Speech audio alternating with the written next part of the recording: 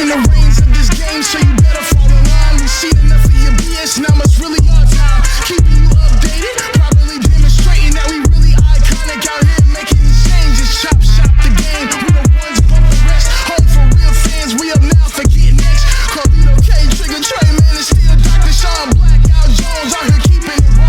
Yeah, you already know the game. You know what I'm saying? Everybody out doing these real podcasts, giving out fake news while we out here keeping it real, raw and authentic. You feel what I'm saying? We the ones above the rest. Let's go. Yo, what up? Y'all already know it's your boy Carlito the Cannon. I wouldn't What? go through that. We'll see what happens. Look, I was wondering when you gonna come in. I was wondering. 1 quarter. 1 quarter of the illustrious Iconics, 1/2 of the double dose of knowledge, 66 2/3 of the Carolina Wrestler Cartel. And to my immediate right, you got your boy. Who is that? This is Mr. 211. And, I just want to let y'all know, I'm basically a quantum physicist because I watched Oppenheimer last night. I'll let you boy. Oh, right. And right up underneath us, we got my guy, my big brother, Mr. Blackout Jones, the historian. Man, we back in here ready to do what we do best. and you listening to the Beyond the Bell podcast. Y'all already know what it is. We got a lot to cover this week. We got some stuff to talk about and in full depth, and we got a special guest tonight. Ooh. Noticeable by his absence tonight is our boy Trigger Trey. He's out here doing big things.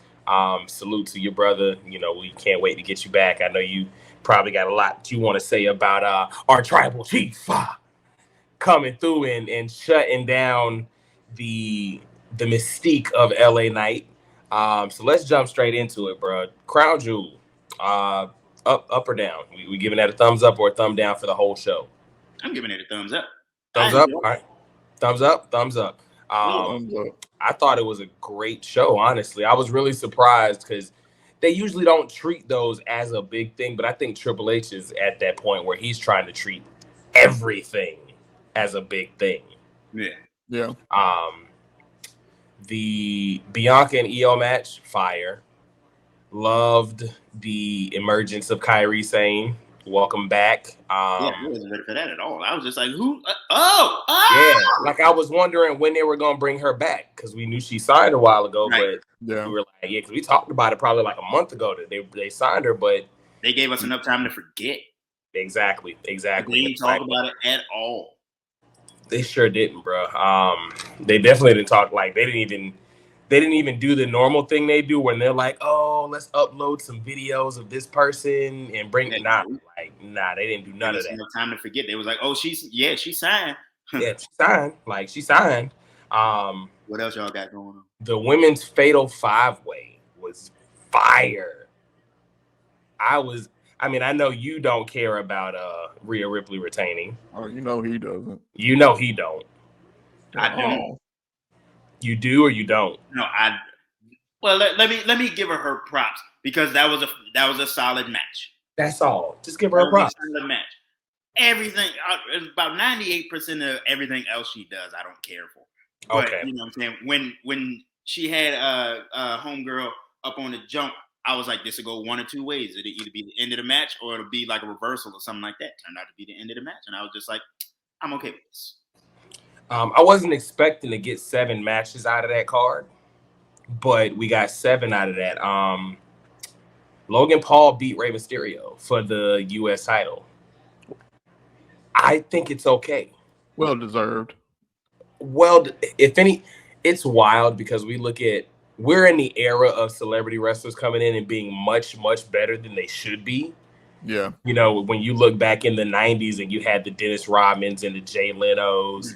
And no knock to them, but we have no, we're knocking Jay Leno.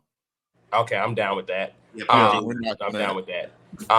We have athletic celebrities coming in, studying the game, treating it like an actual sport the way it should be, preparing, training, and when they coming in, they're not missing a step. Logan, the controversy right now that I've been seeing online is the infamous spot where Ray went to hit the Asai moonsault, and Logan stepped in and caught him.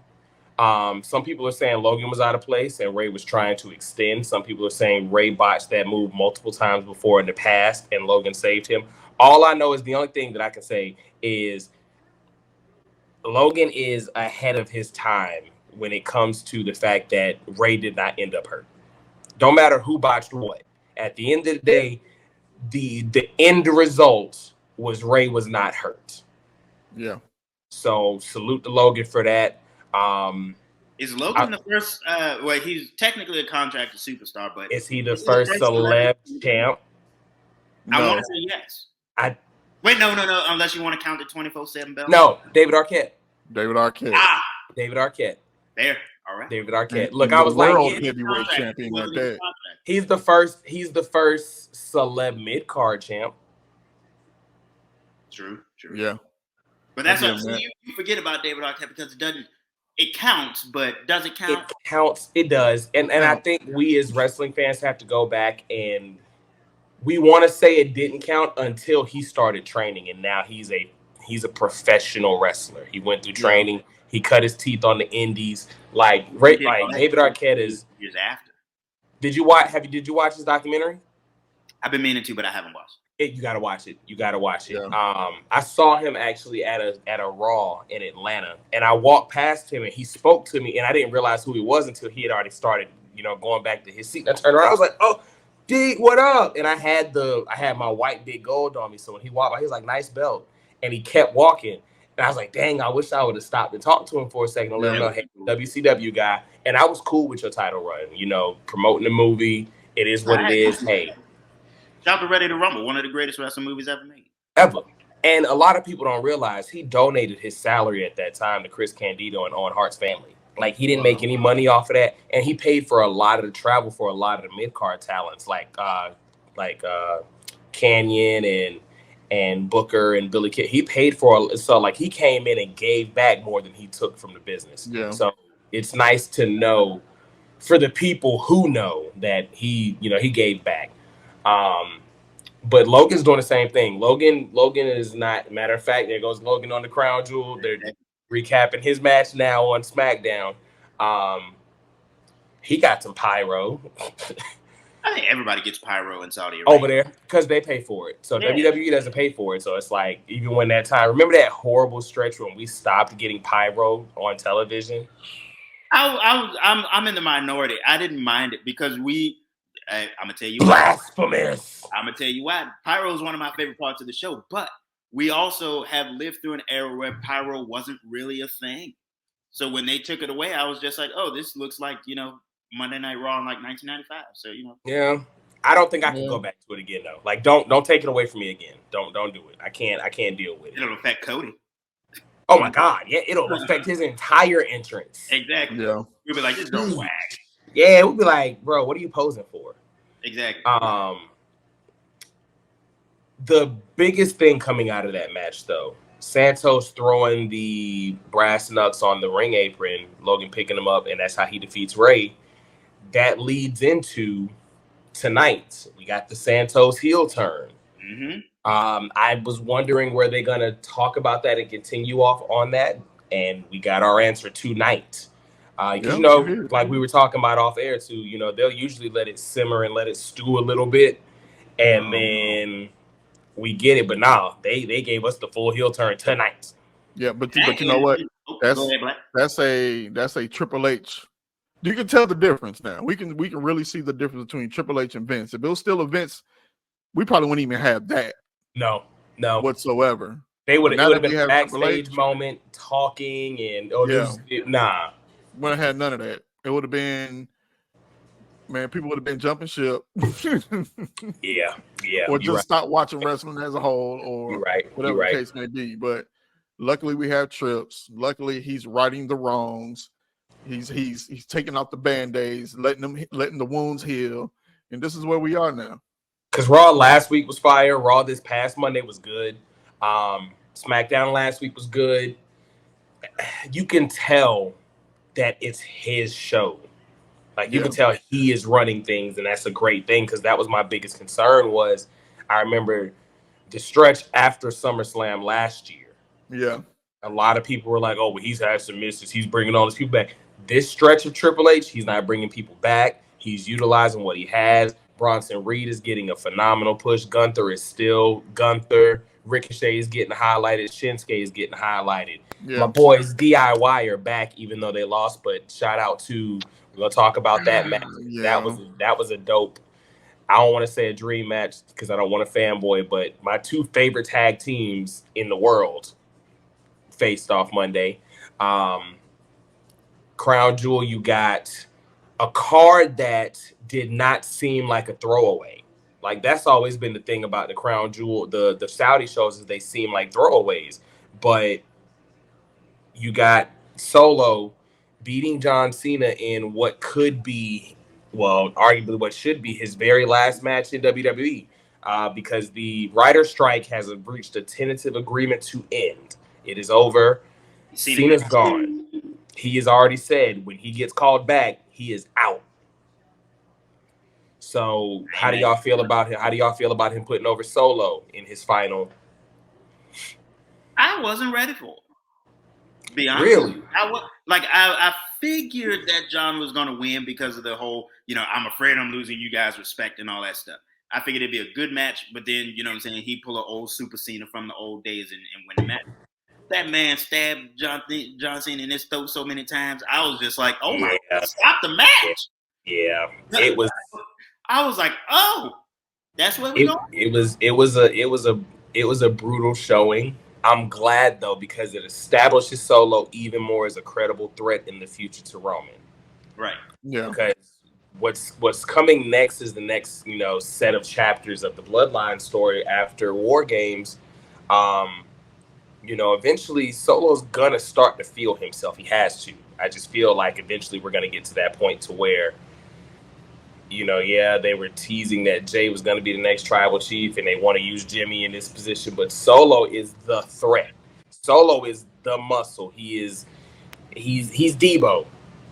And when it comes time for him to take over, that might be how they issue the Roman Reigns face turn, by having Solo just absolutely destroy him and take over. And LA Knight just came out and he has not cooled off. But why wouldn't he? Your boy took that fat L Saturday in the main event in a 20-minute match, which actually I was surprised. It was actually a really good match. Yeah. Some great storytelling. But Roman won. And there was a small bit of questioning going into it. I don't want to say there was ever a doubt that Roman was going to win, but there was that in the back of your head, if they're going to pull a swerve, the Saudi show will be the swerve to do it. But then again, LA Knight's so over, you would kind of want to do that in front of an American crowd. You'd want to give him his big moment here. Oh, yeah. So there's a lot of people. Is showing they tail. Because the national crowds love stuff like they but in order to reestablish that American crowds are just as good, this would have been that's the kind of thing you say for an American crowd. LA Knight had a very good showing though. Roman did some of his best, especially when he was like, like Roman did some of his best heel and the facials when LA was kicking out of stuff. When he did the leapfrog over into the spear and they hit him with the BFT, I ain't gonna lie. I was like, and then Jimmy came out, but then LA threw him through the table, but then he got hit with the spear. So it was like, there was a lot packed into a little, but all of it fit where it should fit. So and that's what I wanted to say a few minutes ago while y'all was going back and forth. But like with Triple H now, I'm getting back the storytelling. Like people ain't out there for nothing and just having match after match after match, week after week after week, and we don't know why they doing it. Oh my God! Like that stretch when Rey Mysterio and Andrade wrestled like 5 weeks in a row for no reason. We had no idea why they was doing it. They was doing it. That was the Vince era. Dolph Ziggler and The Miz, and like for no reason, no reason either. Right. Dragon Lee and Cedric. Yeah, they just fought for the second time, but we know why. It was just like, why. You don't get me like that. Exactly. Said cut a promo. Hold on, let's see what LA talking about. Your man, I know your man's is probably upset, but it's not your time yet, guy. Yeah, exactly. He ain't got on the sunglasses, the leather coat, nothing. He out there in a t-shirt, like I'm finna talk to you. But going back to the Solo and John Cena thing, one thing about John Cena, when he wants to put you over, he's going to put you over, and he's going to take the punishment to get you there. You know, even though Brock was already over, he had to take those 18 suplexes, 16, 18 to elevate it even more. I think it's great. You know, look, John has done what John has always done. You know what I mean? For him to go, I mean, I get it. You've done everything. What else is there to prove? You know, everybody want him to beat, you know, Ric Flair record, but for what? For what? I'm fine with him tying it. It's okay with him tying it because he's still there listed. Yeah. And it is what it is. You know what I mean? And maybe he just doesn't want to, you know. But he might not. That they will make up any harebrained situation for him to do it. You know, exactly. What if he win it on Monday and lose it on Tuesday just so they can say he broke it? That's stupid. That's stupid. You don't want if that's your thought. I'm saying that. Exactly. But you know what, though? And the thing that a lot of people aren't thinking about is now The Rock is gone as well again. It's not just Cena. The Rock is gone again, too, now. But he won't really back, so. He wasn't really back, you know. He came back that one time and ain't even really do nothing. He talking and let, what's his face give the elbow. Beyond the Bell Tumbler coming soon. Beyond the Bell Tumbler coming soon. A lot of merchandise coming soon, actually. We got T-shirts coming. We got hoodies coming. We got hats coming. We got ski masks coming. Might have some socks coming. You never know. BTB is coming. Understand something. BTBP. We about to have y'all outfitted and laced. You know what I mean? I specifically left the last two matches on the card I left for a reason. Cody and Damian have got a lot of flack for why is this match happening, but they put on a good match, and we got the answer Monday night of why that match happened and what story was there and what was it going to be behind. Good match. Cody went over as expected. Right. The only issue with that, though, is your Mr. Money in the Bank has been going crazy, winning matches, beating main event Jey Uso, and then loses. Yeah. So it's like the result was expected, but what does it do? Nothing. You know, that was one of those matches. It's what's what I'm looking for? Very linear. You know what I'm saying? Yeah. It keeps things where they are. Damian didn't lose no steam, and Cody didn't really gain any. No. You know what I'm saying? It's just like, hey, I beat you at Crown Jewel. What you gonna do about it? Yeah, that was just one of those. Hey, this happened. Yeah. I specifically left Seth and Drew for last because once again, Seth Rollins magically pulls a rabbit out of a hat and comes out of a match as champ that he should not have. No. This was the time to let Drew go. This was the time to let Drew go over. Apparently, he signed a new 5-year deal, so he ain't going nowhere. Last week, actually, he signed the deal. If I'm not mistaken, he signed the deal right after Crown Jewel. Oh, okay. But that was the time to put the belt on him. This was the time. This would have been the time for Swerve and I mean, nobody would have been surprised, but we would have been happier with that versus what we got. Yeah. Now that begs the question, what the boy name is, Seth Rollins is running through people. Who's gonna beat it? Who's it gonna be? Now is it gonna? But the question is not only is it who's it gonna be, but is it gonna be? What's the word I'm looking for, fellas? Is it gonna be something that gets you? Are you gonna be happy about it? Is it gonna be something that happens and you're like, yes, we wanted that? That's like. Well, what we know who it is. We know who it is. Who is it? We know. See, I think everybody has this idea that this individual is going to be the WWE heavyweight champion. But I truly believe it's going to set up for him to be the world heavyweight champion. You know, people may not agree with it, but Gunther himself. I'm with it. Yeah, I'm with that 100%. But who going to get the belt off Gunther? So now, and I still say Ricochet. You think Rick gets his get back? I still say Ricochet. He was the one that Gunther beat for the belt. Look, I see this: Gunther, Ricochet, Nakamura. So I'll say this.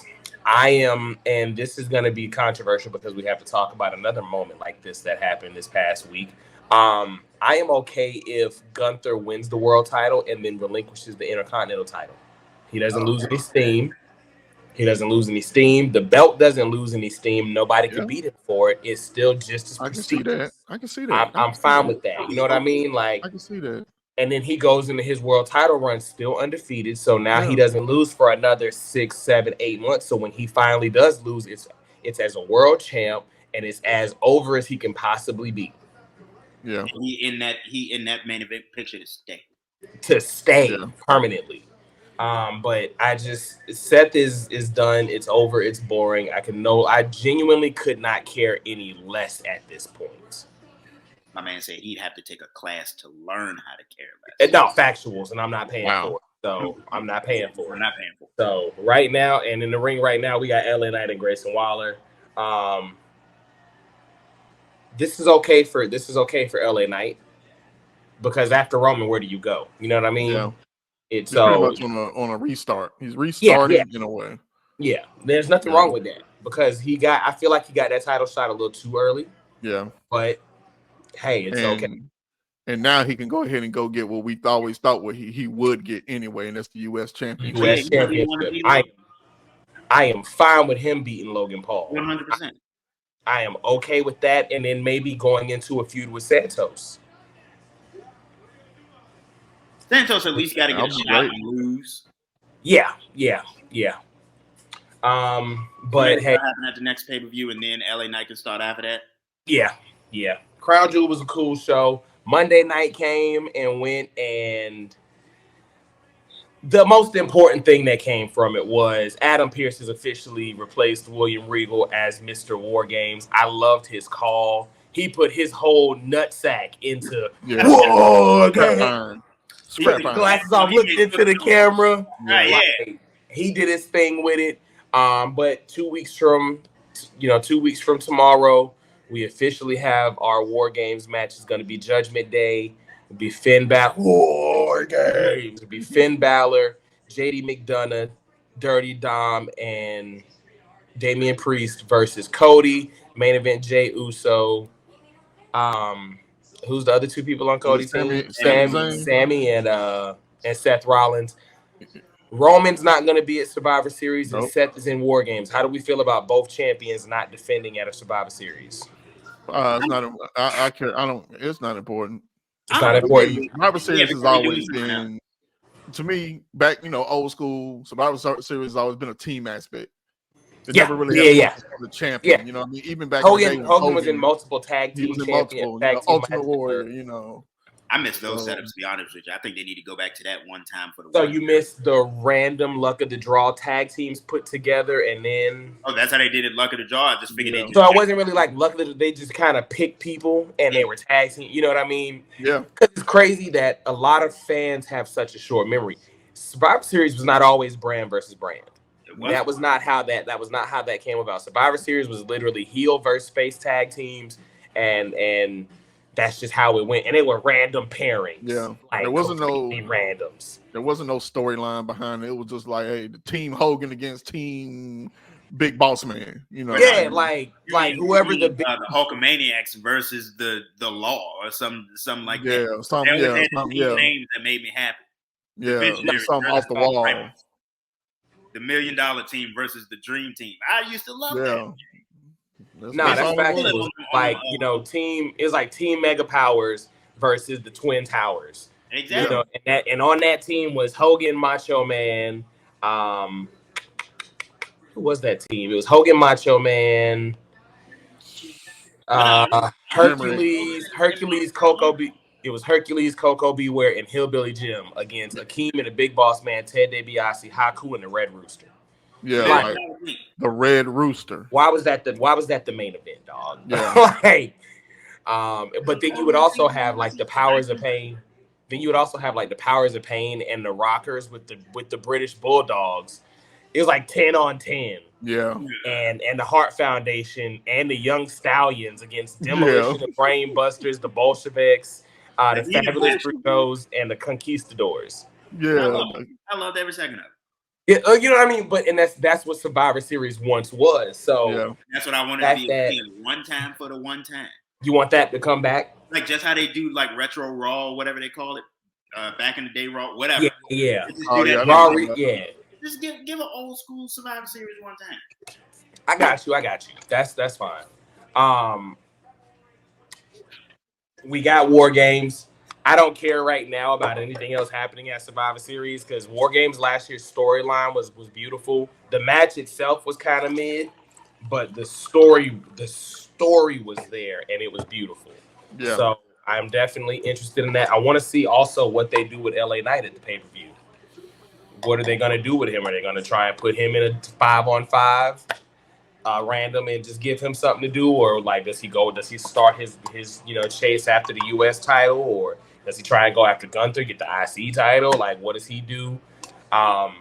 He got to do something. They don't want to lose his momentum. He got to do something. Where does Jimmy go? Jimmy was just involved in the main event, and now, Roman's not showing up. So where's Jimmy go? Jimmy's still in the main event. He on War Games. Does he get involved in War Games? Oh, you said Jimmy. My bad. Yeah, Jimmy, not Jay. Jimmy. Like, does he get involved in War Games? I think he does. I think he still gets involved some way somehow because we got to further the story. We have to further the story with him and Jay wrestling at WrestleMania. So got to. Yeah. Which I definitely see picking up steam come Rumble time. But we definitely and you know what? We did our Final Four predictions. I also think main event Jey Uso is a contender for a Final Four position in the Rumble. At very least, he's going to have a good showing. He's going to have at least a good showing. I see 5 or 6 eliminations. He's not going to be that Iron Man, but he's going to have a decent enough showing.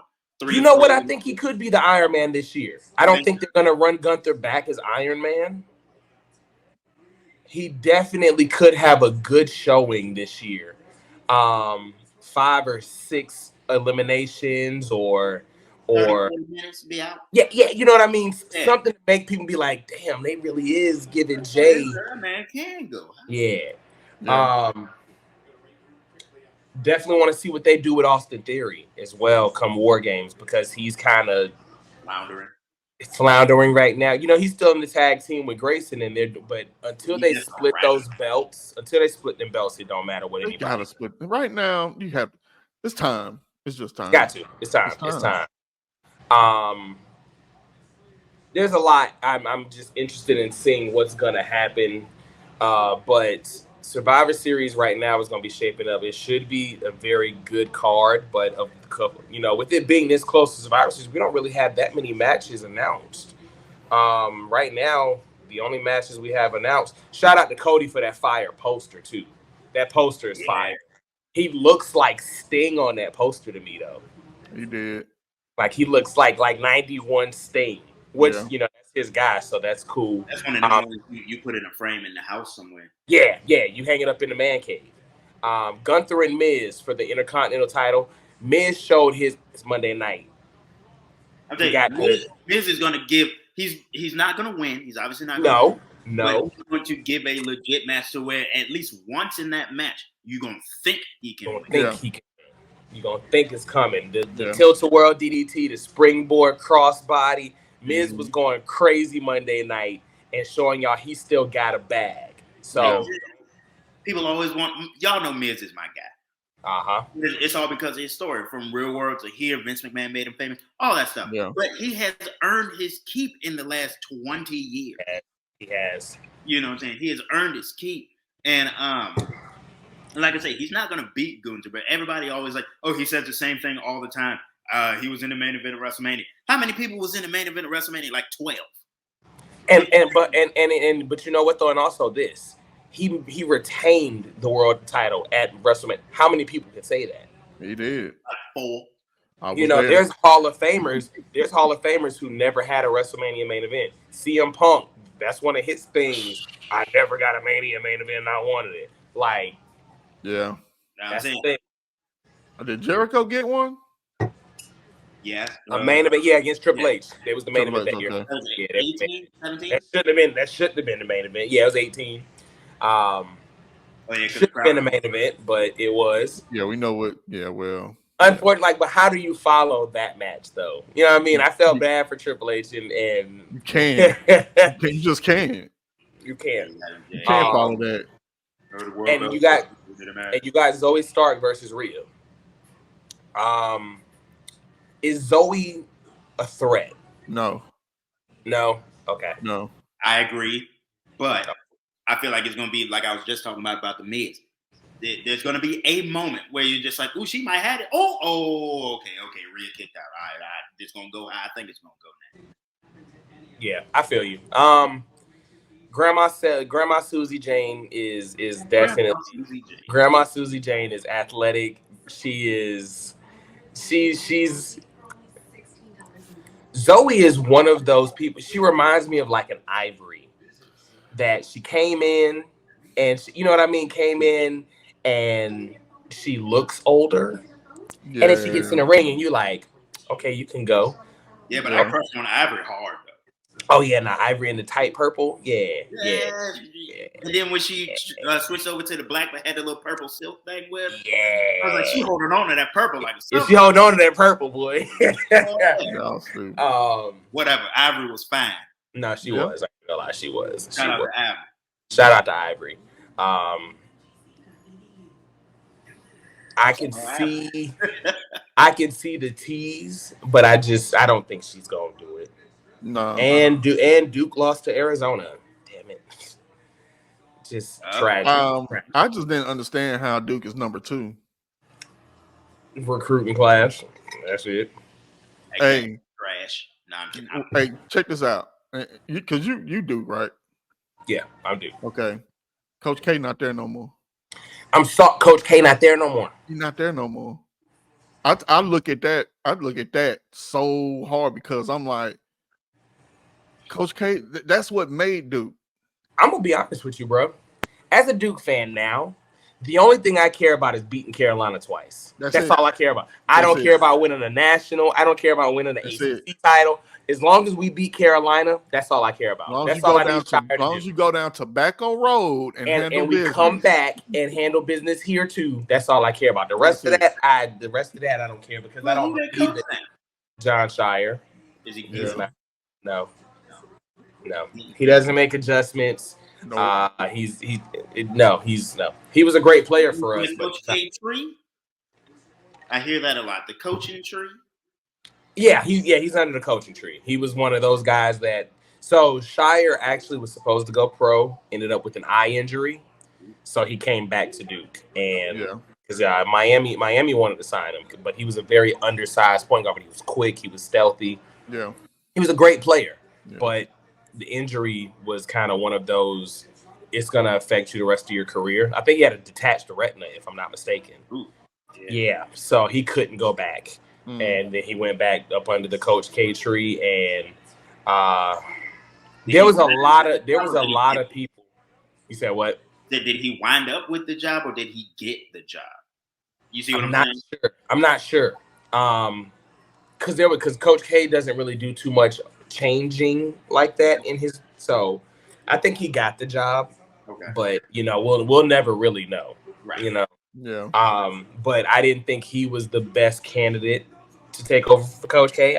But you can kind of tell it was gonna be because he's one of those guys that's gonna continue the style of Duke play and continue to do things the way Coach K did, kind of in a sense, with recruiting, the one and dones and live by the 3, die by the 3. Like that's just kind of one of the things. Grayson and LA Knight actually having a pretty good match. Right. The crowd is really into it. But really that's all that happened Monday that needs to be talked about. NXT was a good show. We got the continuation of Melo and Trick. Yeah. Are they going to drag it out too long is my question. And my question is, did anybody really attack Trick? Ooh, good question. Good question. And you know what? Before we go back to it, I apologize. I skipped over it, not because I didn't care, and not because I was more so because I can't say I was upset at the result. DIY. Oh yeah. And the Creeds, my two favorite tag teams on the planet, had a stellar match. I didn't like the ending of Imperium getting involved. No. I didn't like the ending. I wanted a clear winner, but it's okay because it doesn't make DIY look weak. Taking an L off of that way, and the Creeds get a dub. Yeah, and you put them over, and then you go ahead and you battle Imperium and get your W. Yes, absolutely. I definitely need to see DIY come out on top of this feud. I wish we had old DIY music back, but hey, that's can't do nothing about that. But the Creeds are the future of the tag team division. It's not, Julius Creed has one of the brightest futures out of any talent to come out of the Performance Center, I think, in the last 5 to 7 years. He's young, he's gifted, he's got a great look.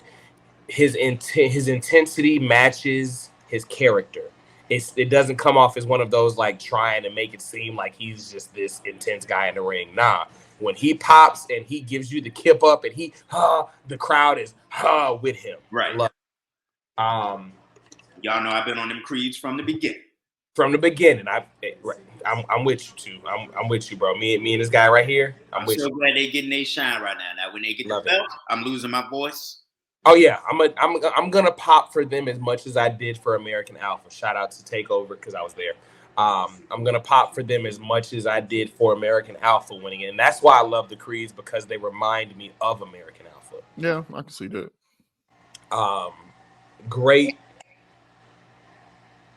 Great background, great collegiate background, legitimate grapplers, but you can also tell they love the business. Like they come out with their entrance, they engage with the fans, they're posting videos, on that have to do with their training and everything.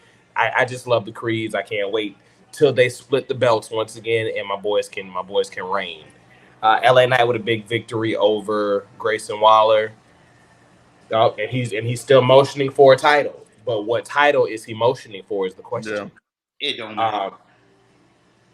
That's a big question. Grayson's got that rolling stunner it's not one of those moves that he can do in every match. I don't think he should do it in any match. I don't like the way it looks. I don't like the setup of it. Now, if he in a tag team match, it's okay. In a tag team match, I'm fine with it. But in a singles match, he has no reason to be out of the ring and then just randomly rolling in and hitting the stunner. So, yeah. That just looks like, hey, I can jump through the third rope real quick. That's exactly what that feels like. Yeah, me too. But, I don't do it every day. Yeah, I don't do it every day. I'm a lie. I ain't got no ups like that. I'll flop dollar that joint. You so stupid. Trick and Mello, you stupid. Trick and Mello still getting teased. He shouldn't have hit him in the face like that. He punched the hell out of him. He did. And the look at the end with the camera shot in Carmelo's face was the zestiness is there. Yeah. Shout out to Tozawa getting shine. I mean, my man is getting some major burn right now. Yeah. That's a Triple H thing. Like Vince would never, could never. No. Him and Noam Dar had a dope match. I was looking for Tozawa to win that joint for real. I thought they were gonna give it to him. Lash Legend came in, saved the day. I don't know why they so up on Noam Dar. From my understanding though, is the Metaphor going up to the main roster soon. Okay. So yeah. Lyra Valkyrie got confronted by Mrs. 211 Xia Li. Yes, she did. Did y'all see my baby boo on going after this belt? Man, bring it on home. So near and dear to your heart. Bring it on. If you don't understand, 211 has been in love with Xia Li from the beginning. When she used to come out with the fans and That was him doing it. He was doing it in the mirror too. Please, girl, listen to this podcast and know I love you to death. And when you win this belt from the Bird Lady, you probably not gonna really win the belt from the Bird Lady. But when you win this belt, bring it on home to Virginia. It's a party waiting for Steals on Steals. Don't know when that match is happening. As a matter of fact, Xia Li-Ellis is the woman of Steel Reserve of the Not Xia Li-Ellis. I am weak, bro. Iron qualifier. We got Tiffany Stratton and Fallon Henley. Y'all already know who won that match. It wasn't even a question who was gonna win that match. She's going on the deadline. The Iron Survivor Champ. The only issue with what's going on now is NXT's women's division is too stacked. There's too many women that have the potential to be top tier and champ. And there's going to be a lot of people that are going to end up kind of by the wayside. Unfortunately, Fallon Henley is one of those people. And that's a shame. You said what? I said that's a shame. It's a shame. But it's crazy, though, because there was a time when women's wrestling was, and we're still, don't get me wrong, there's still stretches where it could always be better, but NXT showcases their women better than anybody. Better than anybody. Even better than Impact? Yeah, I would say so, because Impact has this thing where they're only showcased about 4 or 5 women continuously. You're gonna showcase your champ, of course, and then you're gonna get Deonna, Mickie James, a returning legend or vet like Gail Kim, which is happening right now, and Jordynne Grace. Yeah, that's who they're gonna showcase. Then you have your secondary tier characters, but that's the showcase that they're gonna give you every week, week in and week out. But I feel like any woman in NXT could run for that belt right now. Even that right now. Was that Peja Stojakovic's daughter? I can't say her real name, but you know who I'm talking about. That blonde-haired Russian. Ooh, Masha. Yeah. Somebody, I was just like, she going for the belt. No, not Masha. What's shorty name? Peja Stojakovic Jr. Yeah, her. I can't think of her name right now. Her, yeah, she could. The whole world. And then I like the tag team of Lola Vice and Carmen. I like the tag team of them. Carmen Lopez and Lola Vice. You said Carmen? Is it Carmen Lopez? Alexa Lopez. I'm sorry. Where in the world? Hip hopper. Where in the world is Carmen Sandiego? Oh my God. Alexa Lopez. I'm sorry.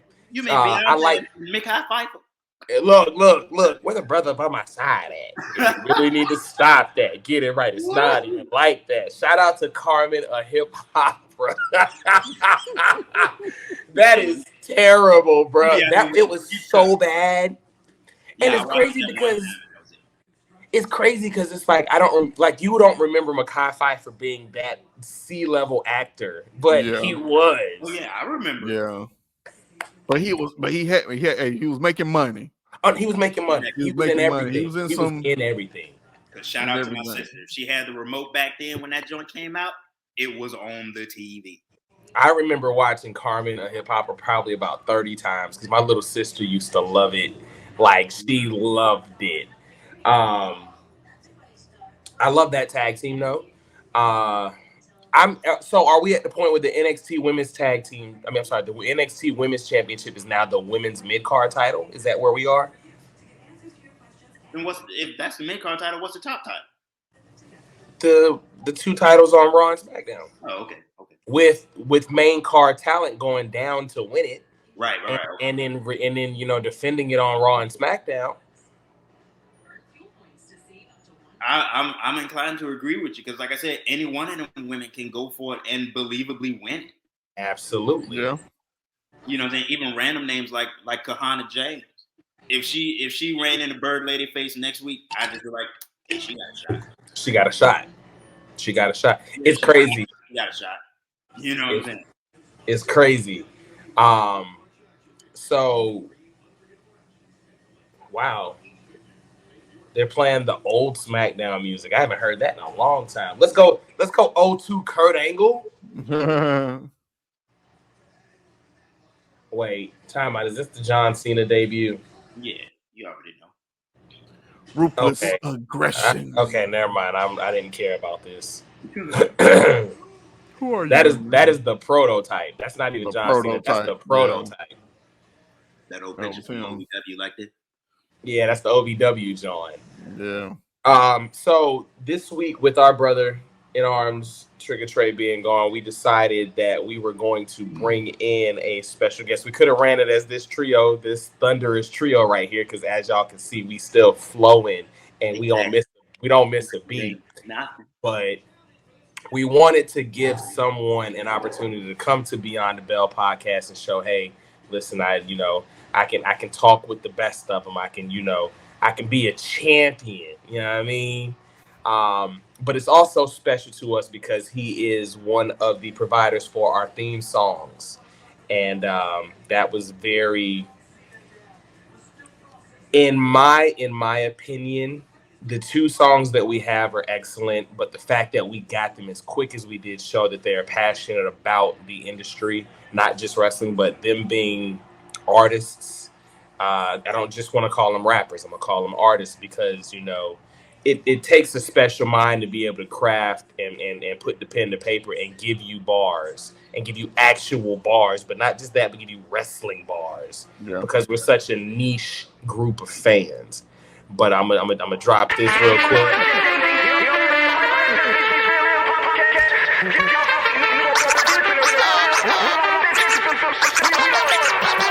Taking the reins of this game, so you better fall in line. We see enough of your BS, now it's really our time. Keeping you updated, properly demonstrating that we really iconic out here making these changes. Chop the game, we the ones bump the rest. Home for real fans, we up now for getting next. Carlito K, Trigger Trey, man, it's still Dr. Sean Black, Al Jones out here keeping it raw.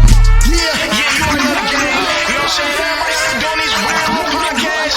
You got fake news, but we are keeping it real. Raw and authentic, you feel what I'm saying? We the ones. Let's go. This week, we would like to introduce Mr. Retro Champion to the Beyond the Bell podcast. My brother, what's going on, dog? Yeah, what's the word, man? How y'all feeling? Is that the dude that played Johnny Gill in the new edition movie? Wait, you got them cowboy boots on and that cow vest. Oh my God! He's starting already. He came. Oh, bro, that's what we do. We start off. Bro, did you just hit the take off that red dress though? Yeah, I did. Wow. Big Retro Champion, man. Look, my boy came in with the Retro Champ already ready for us. Oh yeah. Welcome to Beyond the Bell, brother. It's an honor to have you. First off, we want to do this publicly on air. Thank you for your contribution. First of all, that drop fade is hitting though. That hit because that's my haircut right there. That drop fade. Listen, bro. If y'all can't see my man's lineup, let him see the tape on it. It's crispy. It's crispy. That's how I get my joint done. It's been a minute. Your boy Carlito is looking rough, but it's cool because when I clean up, go get it today, bro. Because I was looking rough for the past I'm looking rough right now, dog. I feel you, bro. I'm not even gonna take the hat off. Bro, I'll straight for you, bro. I had a wolf for 2 weeks. You know what I'm saying? Bro, I'm wolfing by the month. I've been wolfing by the month. It's real. Bro, my barber, and then what's so crazy too? My barber is literally across the street from my house.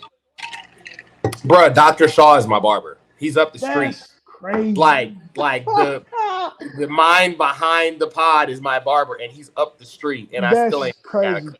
That's how cool about my dude across the street. Yeah, like that's wild. We got look, black, for guys who take too long to get their hair cut. But before you say it, Black, it is No Shave November, so I'm gonna throw that out there. But for us who take too long to get their hair cut, what they got to do, bro? You got to do better. To do better. To the barbershop tomorrow, you know what I'm saying? Exactly. Is Grayson Waller pouring water on KO right now? Yeah, so we're gonna get the Grayson Waller, Austin Theory, Kevin Owens dynamic going on. I don't know where they go or why they're doing it, but hey, we're gonna give it less time to stew. Because hey, remember, when I said give it some time for the LA Knight uprising from all you fickle fuckers and all that crying y'all was doing about him not being booked properly, look at where he's at now. But anyway, that's neither here nor there. We've already shut y'all down. Retro man, how long have you been a wrestling fan, bro? Man, since I was a baby. So my dad, it's always that dad. Yeah, no, my dad put on wrestling one day, and I can't remember exactly what it was, but all I remember, I know it was the Attitude Era. Okay.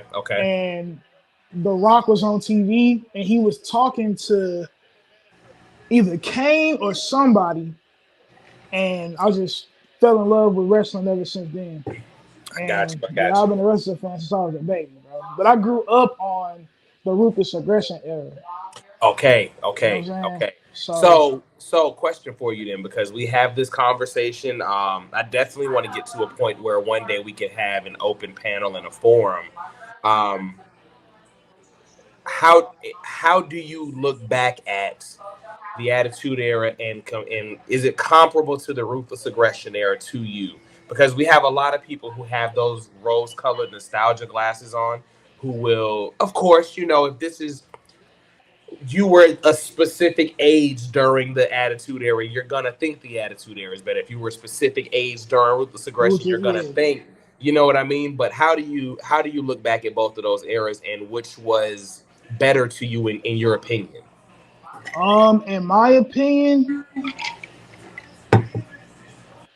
the Attitude Era is going to always be goated because of what came from it. But if we're talking about pure wrestling, it didn't happen until the Ruthless Aggression era. Yeah. I'm solidly with you on that. And I don't know people, and I know people be like, man, that's bullshit, bro. We had Ken Shamrock, and we had, you know what I'm saying, we had Mark Merrill, we had all these good people. But it's like people. Somebody told me Mark Merrill. I bullshit you not. So you know somebody what? So said you know what? Mark So Merrill. I will say this: Mark Merrill was a great in-ring talent in WCW. Wildman Mark Merrill was a great WWF talent. When he switched over to boxer Mark Merrill is when the character change switched over his in-ring. But Wildman Mark Merrill with that shooting star press, because a lot of people don't remember that Hunter Hearst Helmsley feud over Sable and the Intercontinental title, and having Mr. Perfect in his corner and Mr. Perfect turning on him and going to go team up with Hunter Hearst Helmsley. But yeah, now Mark Merrill is one of the unsung heroes of the 90s in the same vein as a Too Cold Scorpio. He was doing a lot of stuff. Too Cold Scorpio is underrated as fuck. Underrated. As fuck. And I've been saying that shit for hell. Yeah. Real quick hot take. Sable is what messed up Mark Merrill's career. Oh yeah, absolutely. Sable killed Mark Merrill's push. Yeah, Sable messed up his career. Well, I mean it's been multiple people that done said that type of shit. But you know what I'm saying? It's like with him though, it kind of wasn't his fault. It wasn't his fault. It wasn't. It became one of those things where people wanted to see the women, and especially Sable. She was attractive. At that time, women's wrestling wasn't a thing on television anymore yet. No. So when you saw that she could get active, people were interested in her getting active. I mean, that's just a thing. You know, she was. Because we had gotten past the Sunny Valet days, where women were who else was it? Who else was it? It was Sunny, and it was somebody else that used to be a valet. So during that time, I mean, before Sunny, we had Luna Vachon. She was during that time too. She was with the artist formerly known as Goldust, which was a weird thing. That was a weird time in wrestling as well. But and that's the thing about the Attitude Era. It was a lot of shock TV, like Jerry Springer-esque. Yeah, and thanks to Vince Russo's writing. And I was just getting ready to say that. Vince Russo. Vic Venom. Yeah. And that's the crazy thing, because a lot of people can't separate the good from the bad. They put all of it together. But we didn't have any 5-star classics during that stretch like that. We had most of it was shock TV, and there was a lot of big pops, but there wasn't a lot of great wrestling. So, but that's that stretch and that's that era where a lot of your older fans didn't care about the in-ring. They only cared about the characters that were developed. They only cared about the moment. So that's one of those things. It's like the Jordan and LeBron era. I found that a lot of people who grew up and only watched Michael Jordan will concretely say that Michael Jordan is the GOAT. I found that a lot of people who watch Jordan and LeBron will come out and say, and will come out and have an argument for Jordan still being that guy. But if you only watch LeBron, you're going to think LeBron is the GOAT. So it's one of those things where, you know, you're going to feel how you feel about the eras, but we have to be realistic and we also have to take personal feelings out of it. For me, Ruthless Aggression era is the greatest era. You got characters, you got wrestling, you got stories, you had a lot.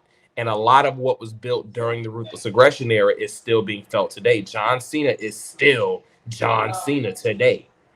So, and I think the Ruthless. Well, I mean, can we say that when SmackDown was invented, like 2000, you know what I'm saying, with Power Trip, can we say that was kind of like veering towards the Ruthless Aggression era? Or are we still saying this Attitude Era? So that was that little weird period in between the eras, because it was still Attitude, but you could see the focus gearing away from the goofy, over the top stories and starting to get a little more into the realism, you know, minus the random things that would happen, like Stone Cold dropping Triple H from a crate in the car, like stuff like that.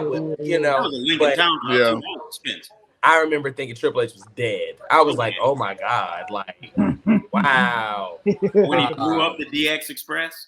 Yeah, you know what I mean? Like, I remember Triple H, and I don't think that Triple H gets enough credit for being one of Austin's biggest rivals, because I remember Triple H getting locked in a room with a rattlesnake.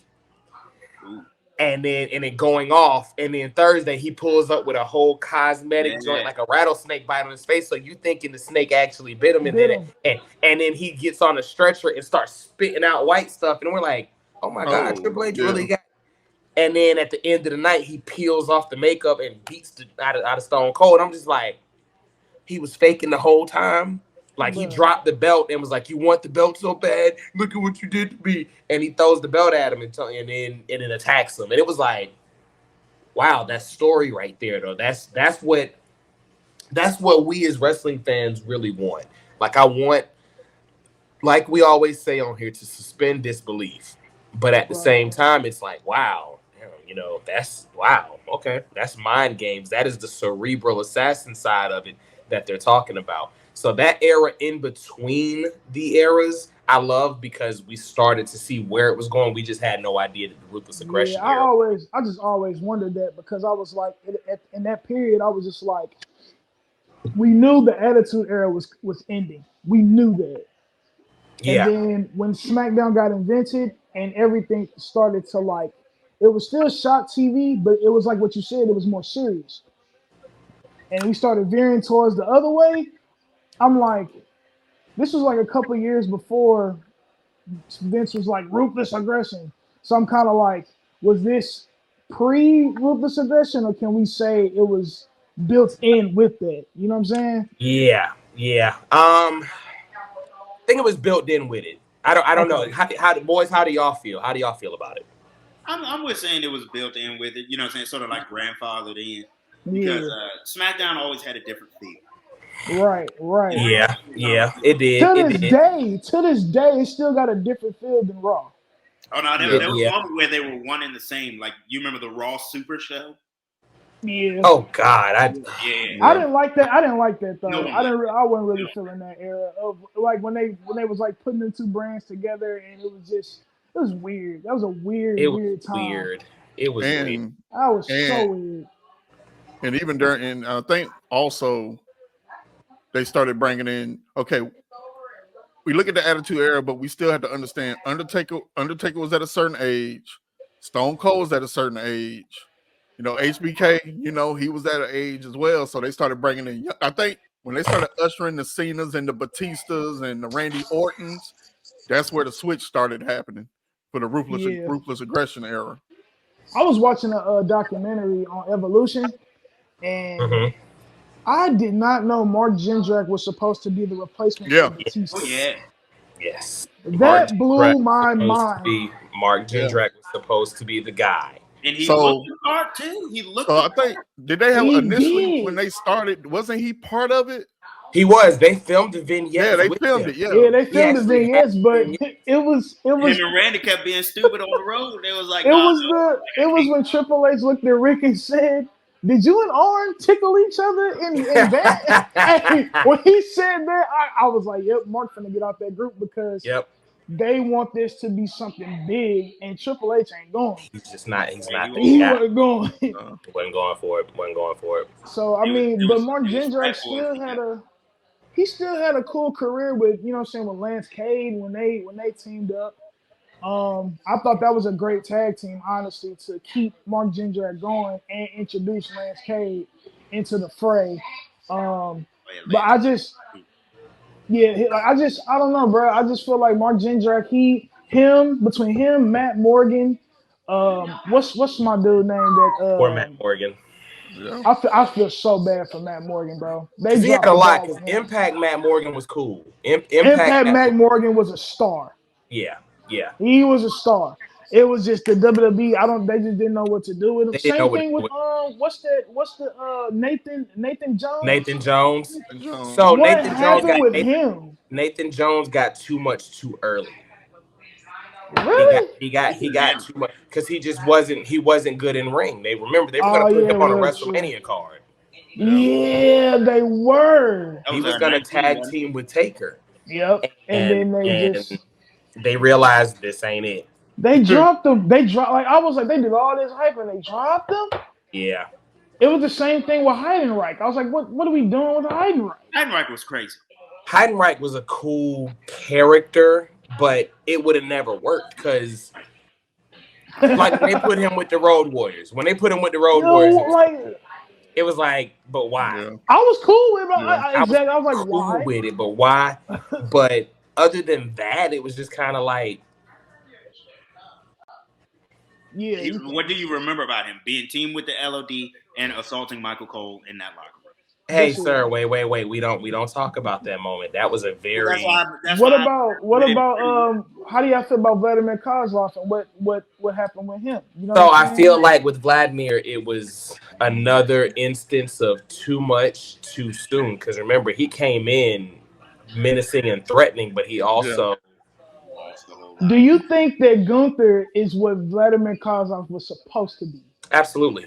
I don't think so. Yeah. You don't think so? No, I think I want to say me personally, I think he should have been like Rusev. Okay. All right, I can understand that. Both of them turned into nothing. Nah, man, come on, man, chill. No, I mean, he said chill.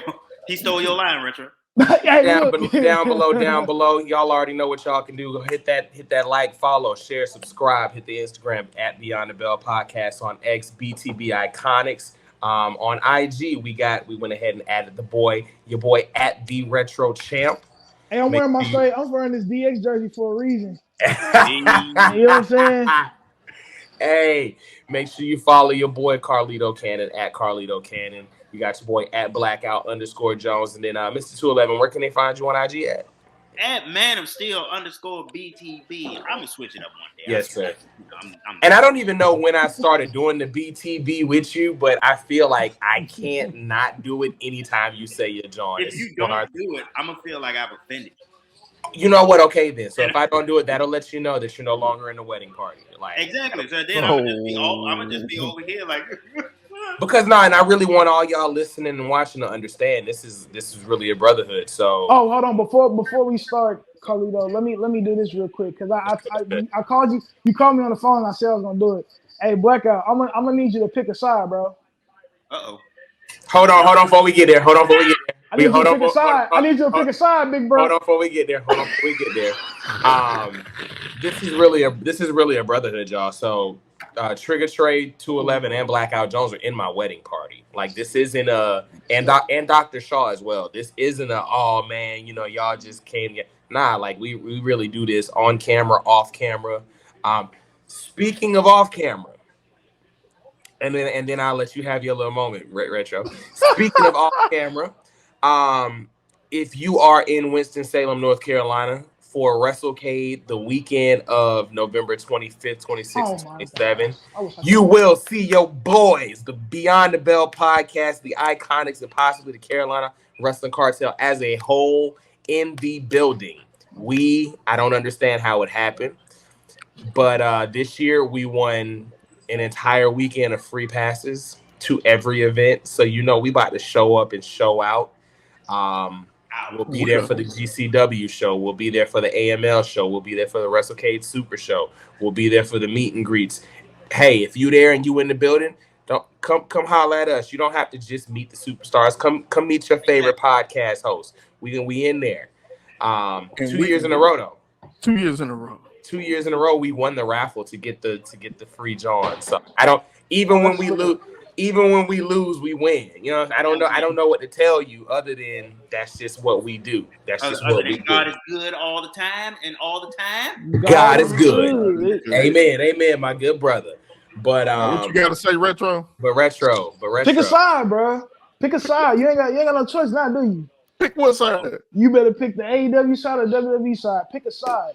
Why the tribalism, Retro? Why the tribalism? Because he not gonna ever admit it.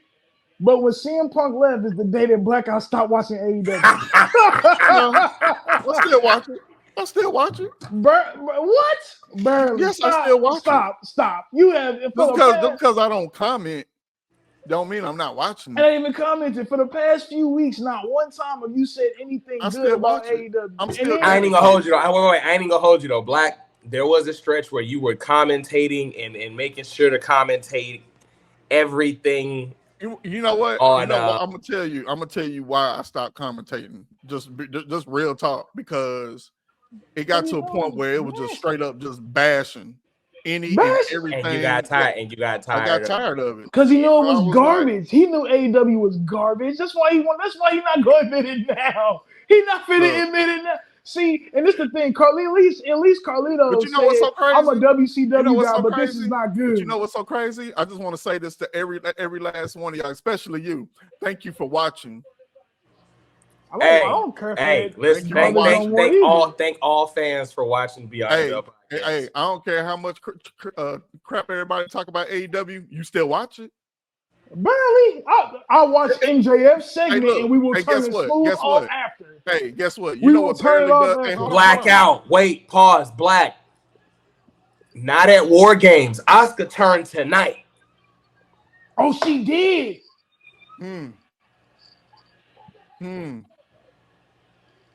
Hey, what did I share in the group earlier with her tonight? Black. What Black? You know what I'm talking about? Remember? The Black Triad, the Black Lotus Triad. Yeah. It's 3. We need look. Yeah. Yo, Asuka turned tonight. Yeah. I'm just seeing it, and I do not know how to feel. Wow.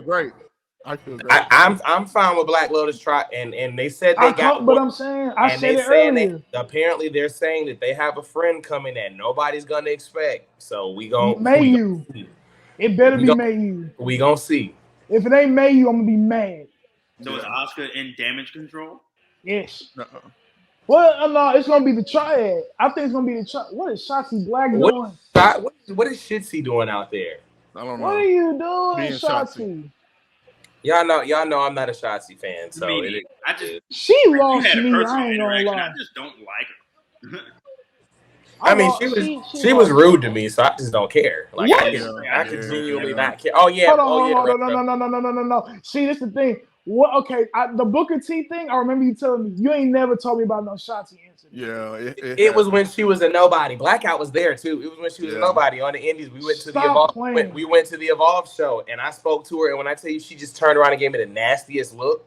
Like, and I don't mean like it was like stopped at her track. I was like, "Hey, Shanti," turned around and just gave me the most disgusting look like you could give a human. It wasn't kayfabe at all. Nah, dog. Nah, bro. Like everybody in line was like, damn, like I just spoke to you, shorty. Like, okay, don't worry about it. So from that point on, like I don't know why I have such bad luck. I don't know why I have such bad luck with talent. Like, you know, it's funny. So when Randy Orton, because you know he's from here, stuff. But he, I remember it was at the Mills Mall out here, and Randy was signing like posters and stuff like that. And his rule was he only wants to sign 2 things. Yeah. Right. Yeah. So he signed my poster, you know what I'm saying? And me and him had a conversation or whatever, and I moved on. There was a guy behind me. I'll never forget this. He had like 6 pieces of merch. Oh no. He that dude. Randy Orton cussed him out so I'm talking about he clicked. It wasn't even like mother. It was like a get your blah blah blah. Like he blacked out, full out, cursed bro out. Like it was bad, and nobody in line felt bad because they literally said only 2 items and a picture or whatever, and then they had a sign that said 2 pictures. I mean, two pieces of merch and a picture. Like. They had that posted, and the dude brought 6 pieces of merch. He was trying to get stuff signed. He tried to buck the system. Man, bro. Yeah. Fans are weird. That's what he get. Fans are weird, bro. Fans are weird, dog. Like fans have this entitled sense that it's just like because I watch you, I get to do and say what you gotta tend to me type deal, and exactly. And I don't really like feel that because even like with you know what I'm saying music, I will sit there and talk to every single fan possible after a show. It's other fans that are just completely rude and obnoxious that kind of ruins it for everybody else. So you know what? And speaking in terms of your music, where'd you get your start in music, bro? Like how? How did that? So y'all remember 106 in Park, right? Obviously. Yeah. Of course. One of the shows ever, right. Which is an unprecedented era of television. We had Cedar's World, Rap City the Basement, and 106 in Park. That was when you just didn't move off the couch. Bruh, Tigger in the basement with Tigger with the freestyles is some of the most goated sessions of rap that we have ever seen. Ever. And we don't talk about it too much, and I don't like it. But no, I seen the BET documentary, John. It took me. You saw the BET documentary that they dropped? That was dope. And I was like, yo, Tigger was really in the booth with them, like bodying people. You know, like factuals. Some of them people I look up to, like when DeBrat went in there, snapped out. You know what I'm saying? Wayne went in there, snapped out. Like when I'm trying to think who else in there. With Cameron and all them went in there, Dipset, snapped out. Like I just remember them days. Yeah, like it was some legendary. You know what I'm saying? It was some legendary people that like went in the basement. Now I wish Will Smith would have went in there. He probably would have snapped out too. But I mean, like it's like all the heavy hitters of underground hip hop were all in that basement. If you didn't go to Tigger basement, you was nobody. You was nobody. You was nobody. You wasn't like you went in there and you wasn't spitting bars. We was gonna call you on. We was gonna get on you, straight up, bro. And that's why I was like, I love that. I love that era of hip hop, especially with that. So like I used to watch 106 in Park all the time with AJ and Free. You know what I'm saying? And Free. I saw Free was so fine. Free was so fine. Y'all remember that King Magazine? I don't blame Jay-Z for having a baby with her. I don't. Man, look at her. But so from that era, you just kind of wanted to emulate what you saw. Well, I saw. So I was like, when I was a kid, you know what I'm saying. I used to like watch it all the time after school, and I saw Bow Wow and JD on stage performing live, and they were playing. They did Bounce With Me, and I was like, this kid is doing something I want to do, low key. So I started following his career, and My mom bought me a cassette you'll tape. be the only person I've ever heard say something. Like, you'll be the only person to say that you followed Bow Wow's career. I did. Wow. When I was a kid, I followed his career. Wow. And, okay. Like, to the point where my mom. When he was young, I can understand it. Man. No, I understand it. I understand. Because people nowadays try and stun on Bow Wow and act like he's all the time, bro. And it's disrespectful because it's like, bro, every kid that wanted to rap looked up to him, like the same thing with Criss Cross. They looked up to Criss Cross. So it's like, why are we disrespecting this man because of, you know what I'm saying? He's a legend in hip hop, whether we want to admit it or not. He had hits. He definitely had hits. Between him and I don't know who was Mr. 106 in Park between him and Nelly. Between them two, both of those two are hey, y'all can have the argument, but Bow Wow is in the conversation. He's one up. Bow Wow. You know why? Because Bow Wow went on to host the show. Hey, you heard it here. You heard it here. DN. But that's the thing, like between him, DeBrat, Young Jeezy, you know what I'm saying, Fab, like Will Smith. Not even Will Smith. Oh my God. You love, hey man. No, I love Will Smith too, but it was like I didn't listen to him as much as I should have. But I did. But I mean, as I got older, of course, I tapped into all his albums. But see, I ain't gonna say Will is underrated, but you as a rapper yourself can say that Will do his thing. Will did numbers without having any cuss words in any song. Will is one of the wow, I didn't even get to talk about it. I don't want to come across you, Retro, but this past weekend was North Carolina A&T's homecoming. After I have to see that in person one day. I have to come to North Carolina and do that. You got to go to G-Ho, bro. Greatest homecoming on earth, period. After the game, we went to leave, and there was a tailgate concert with Rod Digger, Keith Murray, and Big Daddy Kane. I got to see Big Daddy Kane live. Dog, you talking about like if my fiance was around here right now, she would tell y'all how hype I was hyped for Keith Murray. Because I'm a bad boy era kid. I'm a bad boy kid. I grew up on bad boy. Okay. But man, when Kane actually came out on the stage.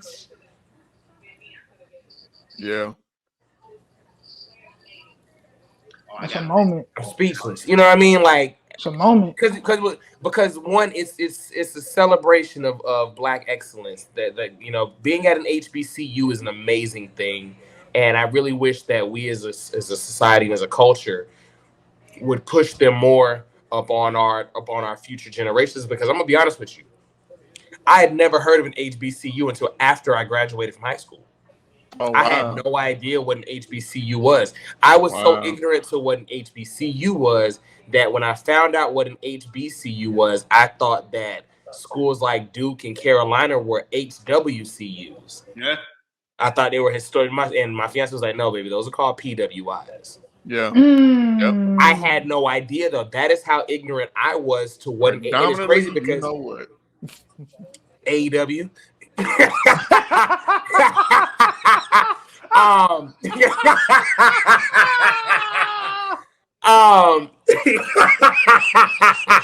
You know what though? And that's fine. That's fine. But you know what? Just like we talk about here when we talk about all it takes is 30 seconds. And guess what happens? What happens? You know what happens? All it takes is 30 seconds. And what happens? What happens? You get views. That's it. You're right. Oh, wow. So while Retro down there talking about, well, I barely watch it. Well, thank you. Because that's just another viewership. I'm just saying though. Your company leader is the CEO of Powder. I don't want to hear it, Black. Yeah. No. I don't want to hear it, Black. Matter of fact, hold on. He said the CEO of Prada? No, Powder. Hold on. He is not the CEO of Powder. And on my you got to do better part of this the show that we have, there's a number one. Oh, there's a number one. There's a number one. We gonna get there. We gonna get there. We fast forward. I just AEW is a PWI. That's all I'm saying. That's all I'm saying. You know, they'll sprinkle in a Will Hobbs or a Scorpio Sky Coon, Or I knew you was gonna say that. You knew I was gonna do it. I'm sorry, but when you put up the meme. Look, the little raccoon. Yeah. Oh, y'all lucky I don't have the raccoon meme. Y'all so lucky I don't have it, because if I had it, it would have dropped. Meme when he was dancing. I do that every time you talk about. When you stand up for Tessa Blanchard after the La Rosa Negra situation, you're a coon. You know, but you'll get the powerhouse Hobbs, the Scorpio Sky Coon, or the who else black? Give me another black talent over there. Red Velvet, Kiera, they'll sprinkle those in there. But what Swerve? Listen here though. We gonna talk about that man. We gonna talk about Isaiah Swerve Strickland. We gonna talk about that man, and we gonna talk about Prince Nana. We gonna talk about Prince. Dre. Hey, look. And we gonna talk about Dancing Daniel Garcia. First of all, every time Prince Nana came out for the first 2 weeks when he started doing it, bro, I swear, bro, you couldn't get Carlito to shut up about it, bro. Nope. Carlito literally every single show after that, he was like, bro, I'm only watching AEW to see if Prince Nana gonna dance tonight. And I was with him. I was with him, bro. I don't have to see nothing else. I don't want to see the Young Cucks. I don't want to see Adam Page. They have pissed me off to no end. Adam Page have pissed me off. And we gonna talk about AEW. Because there's enough to talk. There's enough to have an entire talk, and then it's gonna lead into our Got to Do Better segment at the end of the night. But I will say this though, and we got to get back to the music because we still want to know some of your influences. But I got to see Big Daddy Kane live, and it was just amazing to be around. I think it was like 20,000 just Black students and alum, and it was just incredible to actually be a part of that. No violence, no shooting, no anything.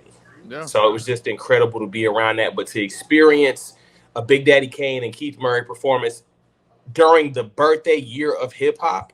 Mm-hmm. I can't replicate that feeling I had. I don't think you will. You know what I mean? Like when Keith Murray dropped his special delivery verse. Like, and that's one of my all-time favorite songs. So I'm in the crowd. Shaking. You know what I mean, bro? The most beautifulest thing in the world. Like, and he's in the crowd, literally 2 or 3 people away from me. Like, I have pictures of this dude standing next to me rapping. But it was just incredible. But back to Retro and how he got into music. So, where does your journey as an artist begin? Not in terms of following a career, but when's the first time you actually picked up a mic and picked up a pen? So I was 8 years old when I started writing. Wow. Yeah, I started writing immediately. Like I said, after the whole 106 Bow Wow thing, I immediately was like, I want to do it. And I didn't know what a 16 was.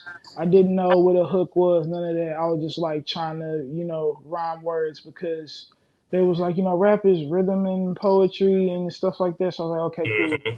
So 2 of my cousins, they were heavily in the game, and they found out that, I was like trying to be, in hip hop, and they immediately sat me down, and my cousin has a wall full of like CDs from Big Daddy Kane, Biggie, KRS-One, and Cool G Rap to Run DMC to legends. It was crazy all the way up to like 50 Cent, and Legend. Dipset and G Unit, Eminem, like any CD that he had, you name it, he had it. You know what I'm saying? Gotcha. He was one of them. So how Blackout is a historian with professional wrestling, he's a historian with hip hop. So it's one of them. And he sat me down. Yeah, I did. But yeah, he definitely just showed me a whole bunch, and he like let me have CDs to listen to see what it was, and I just fell in love with hip hop immediately, and I just wanted to start writing.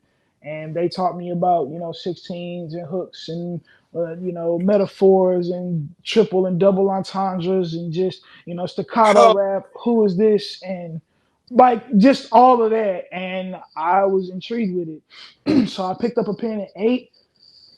I didn't start going to the studio until probably when I got a little, like when I was like probably like maybe 12, and then you were still rapping about recess. Yeah, I was rapping about recess. But actually, it's so funny. The dude I used to live across the street from, he had a studio in his basement. We used to rap about all type of crazy stuff like school, women, just silly stuff. The first couple of breakups. The first couple of breakups, like the falling in love, puppy love type thing. Yeah. Like all of that. And then, he moved away. So I had to find my own way with the studio. And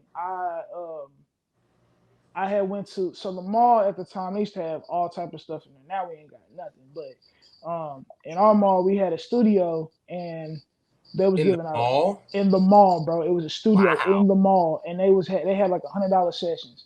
Like you come in there for $100 and do whatever you want to do for like 2-3 hours. Went in there. I did a couple of remixes I wrote. And then I started to, record myself. My mom bought me a mic and a pop filter, and she was just like, you can do this stuff at home. So I did, and I was using FL Studios, like just trying to figure out stuff. So middle school, I was like doing it. The Fruity Loops era, bro. Yeah, bro. Yeah. For all my music heads, if you've never listen, understand something. Anybody that's ever tried to make a beat from like 04 forward, you tried to use Fruity Loops. So if you know.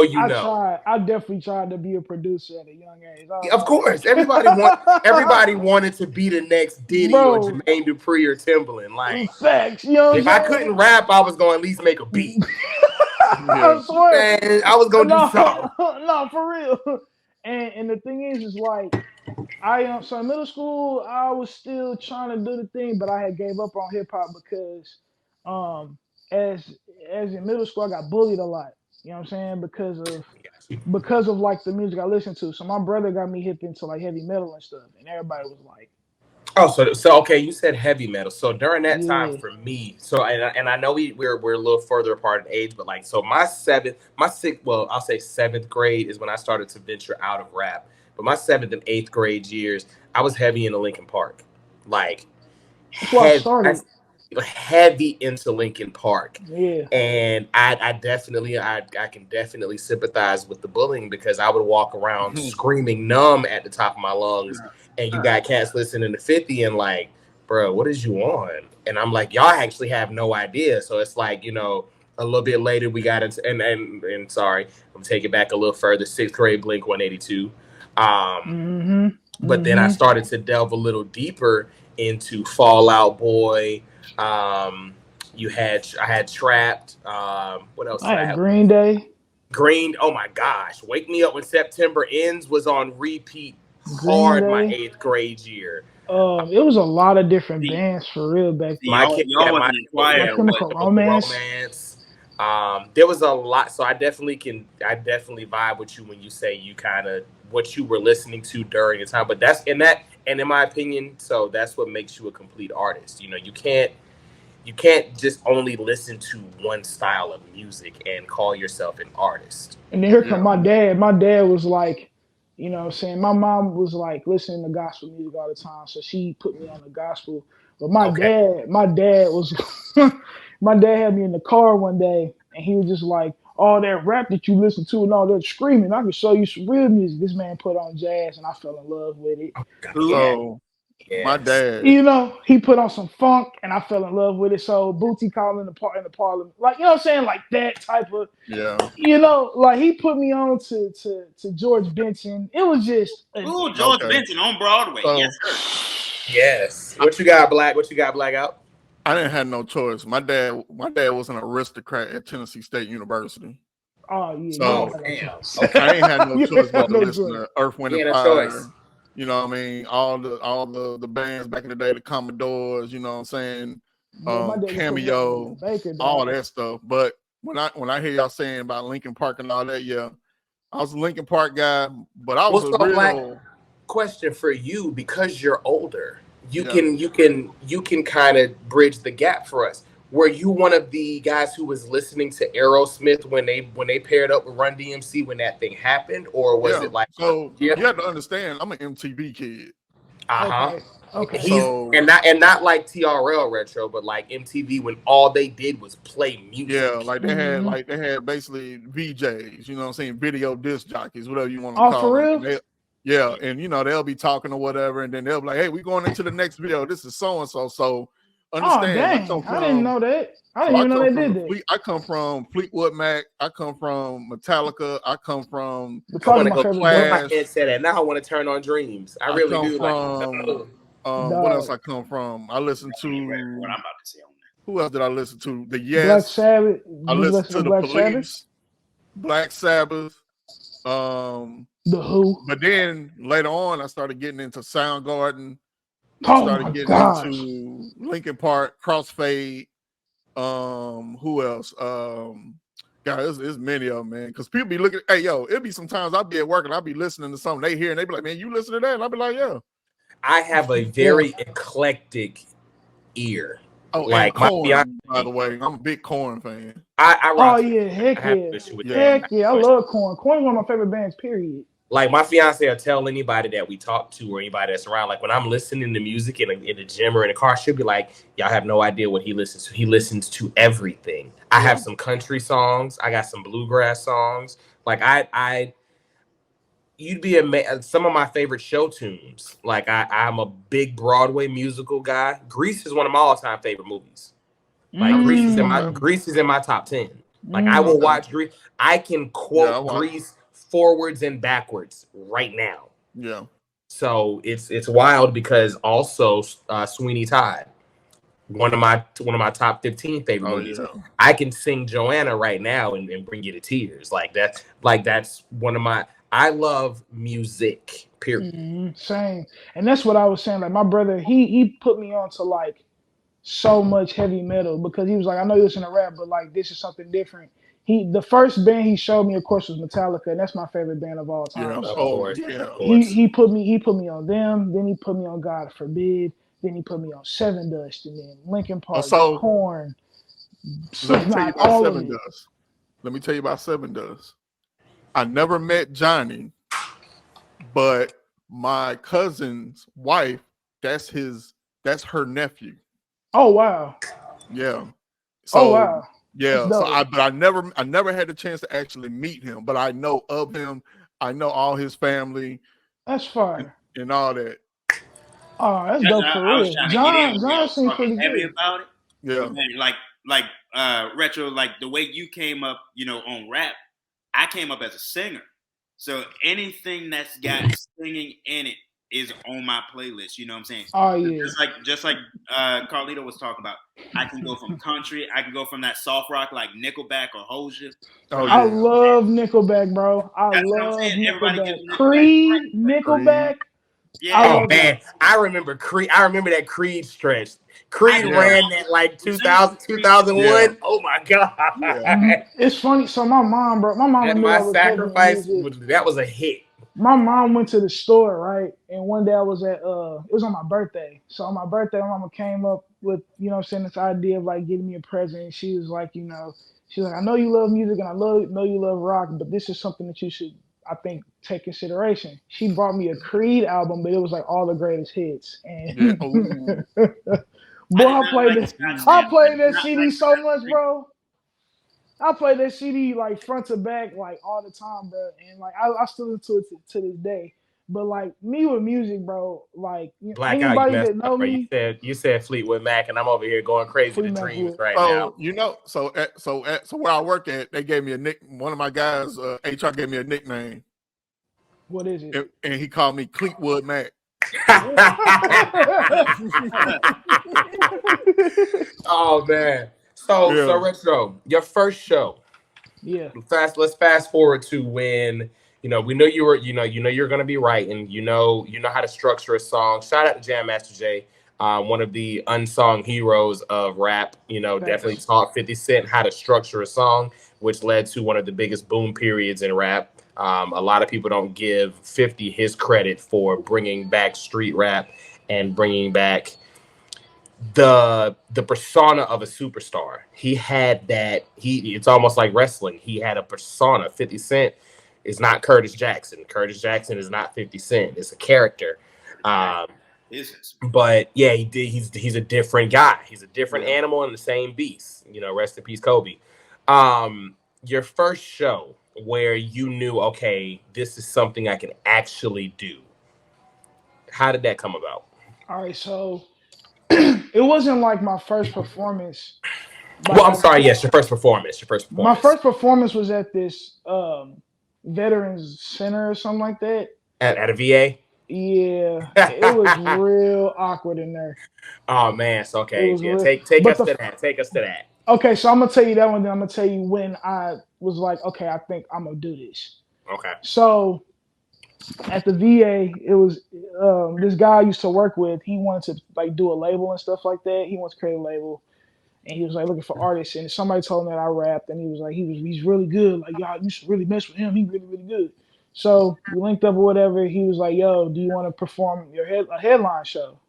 I was like, yeah. He was like, I'll give you. He's like, yeah, bro, you can perform for an hour. Now, I didn't have an hour worth of material at the time, but I was like, sure. So I got up there. I did my thing. I'm so green. When I say green, I didn't know.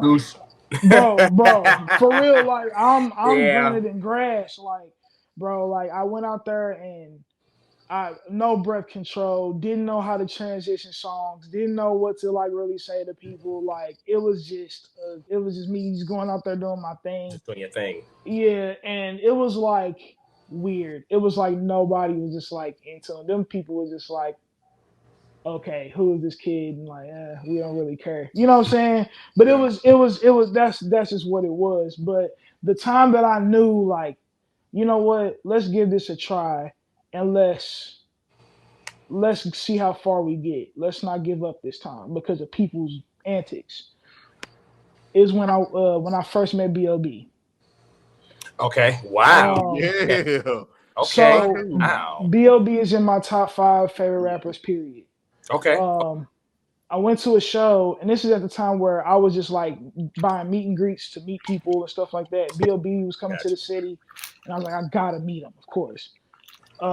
So at the time, B.O.B. had a label called No Genre, and that was with London J, Scotty ATL, all these other people from Atlanta, you know what I'm saying? And I was like fans of them because I was like, bro, this team is crazy. Yeah. Met B.O.B., you know what I'm saying, down to earth dude. We talked for about 30 minutes, you know what I'm saying, just chopping it up about music and, you know, he's an influence on me and stuff like that. And his security guard, and I was talking about different foods in St. Louis. I was telling him, like, yo, the Chinaman here is like the best Chinaman, period. Like, you ain't gonna find nothing else. And he was like, for real? I heard y'all barbecue slap. And I was like, yeah. And then we was talking about that. Then he was like, yo, he was like, you say you're an artist, right? I'm like, yeah, but I don't really talk about it like that. Because I'm not that type of guy to be like, yo, I'm a rapper and blah, blah, blah, blah. Like, I'm not that type of person. Yeah, I ain't that type of guy. And I ain't that type of person to do all that because it's just extra.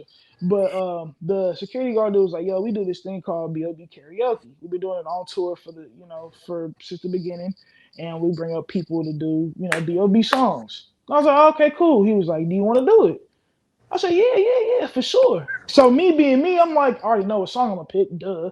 So he was like, he said, you sure you know it? I'm like, I do. And he was like, okay, cool.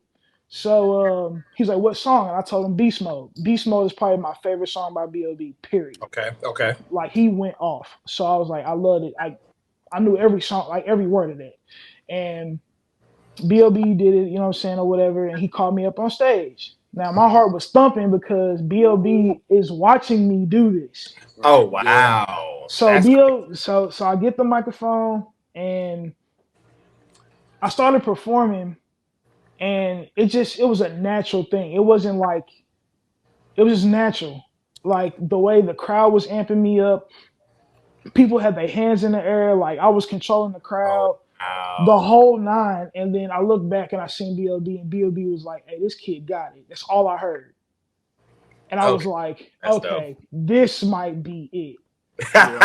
This is it. Like I think we need to do this. So after and it was really crazy is, and not to really, mess up the other person that did it. I get off stage, you know what I'm saying, and B.O.B. shook my hand and was just like, yo, this kid was crazy. I didn't think nobody knew that song. I get off stage and another person came up, right? He didn't know the song and people booed him off the stage. Oh. But he knew he didn't know the song. Yeah, you gotta know the song. You gotta know that. Not, he got up there and swore up and down he knew this song by B.O.B. He went up there and could not finish. He tanked so bad. Like, and you gotta, and that's the thing though. In a moment like that, that's your time. So that's like me. I used to say, like, prime example, when I saw Kane, I was like, if DMX was here, I'm probably gonna bum rush the stage. I just want to do the verse with him. Like, at this moment, I just want to show him, hey, listen, I'm your fan. I know you, bro. I know you. So you have to. You can't and like you said, not to knock the other individuals out if they do, decide to listen. Hey, listen, not knocking you, but in those moments, sink or swim isn't even the mentality you got to have. It's just got to be swim. You got to get up there and do your thing. Yeah, you got to. Yeah, it was crazy. Wait until Will Smith karaoke. Ain't nobody gonna want to mess with man. Oh no! Oh my God! No, retro. Understand something, bro. You don't understand the depths of love this man has for Will Smith. After WrestleCade last year, we were in the car, and we just wanted to test him to see if he really loved. Bro, we turned on Men in Black. I'm sorry. The first song we turned on Miami first, and he spit it. And I was like, nah, I need to hear Miami. I mean, I need to hear Men in Black.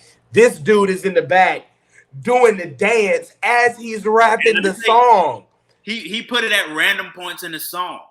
Random points, just to see if he could just spit it's impressive to me because I don't know too many people who love their favorite rapper the way like I love Drake.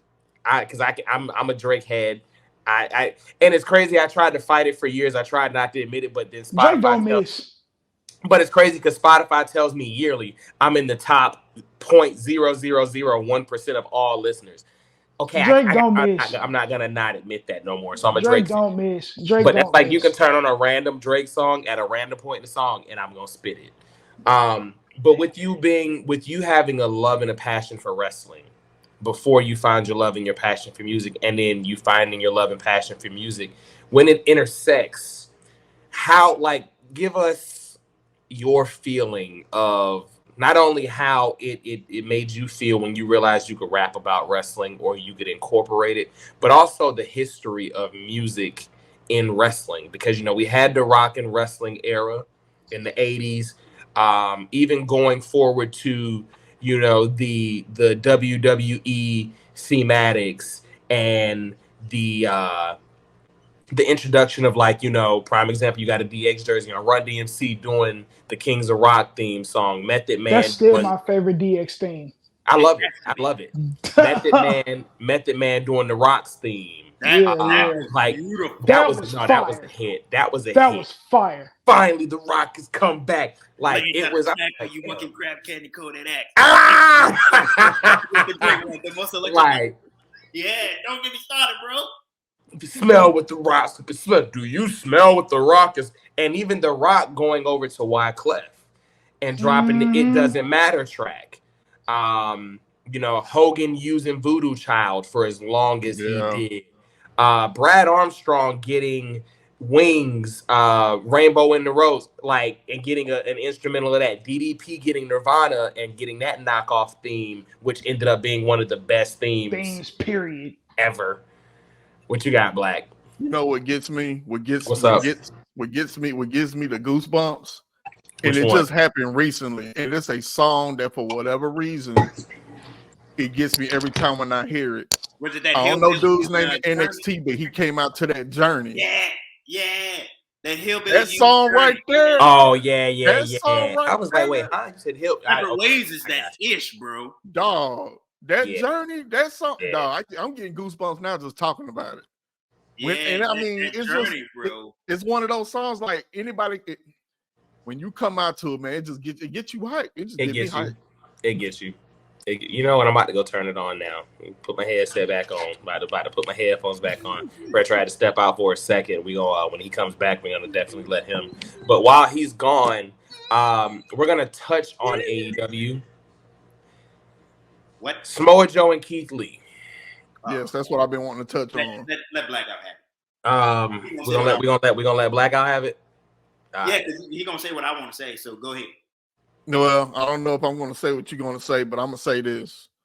I see a lot of people out here talking about why did Samoa Joe do Keith Lee like that, and why he just didn't drop the belt to, you know, saying Keith Lee if he was going to vacate it anyway. Well, first and foremost, Joe vacating the ROH title made sense to me, because what is it doing for you? Because the same people that are complaining about Keith Lee not winning the belt are the same people saying they should just do away with Ring of Honor. What's the point? So if that's the case, then why are you worried about if he gets the belt or not? And then on top of that, what's the belt going to do for Keith Lee anyway? Because as we know, he's pretty much been in the dumps. I don't even see a way of him even getting out of the dumps. The only way that he could have got back into, got back into a good storyline would have been with Swerve. But we see Swerve that's not even a thing now. Swerve is on the bigger and better things. You know what I'm saying? But as far as the Ring of Honor TV title is concerned, it wouldn't have did. It's not doing anything for Joe. It wouldn't have did anything for Keith Lee. So for those that feel like, oh, he should have just dropped it off to Keith Lee, really, for what? It didn't matter. It's not going to do anything for either person. So I'm good with it. You know what I'm saying? People may feel different about it, and that's fine. That's your opinion. This is my opinion. But it was a good move by Joe. He's had the belt, and to drop it and basically say, hey, I'm going for the AEW World Championship, that's fine with me. But also it brings intrigue on, okay, where's this storyline really going now? Because now MJF, not only he has Joe coming after him, but he has Wardlow coming after him.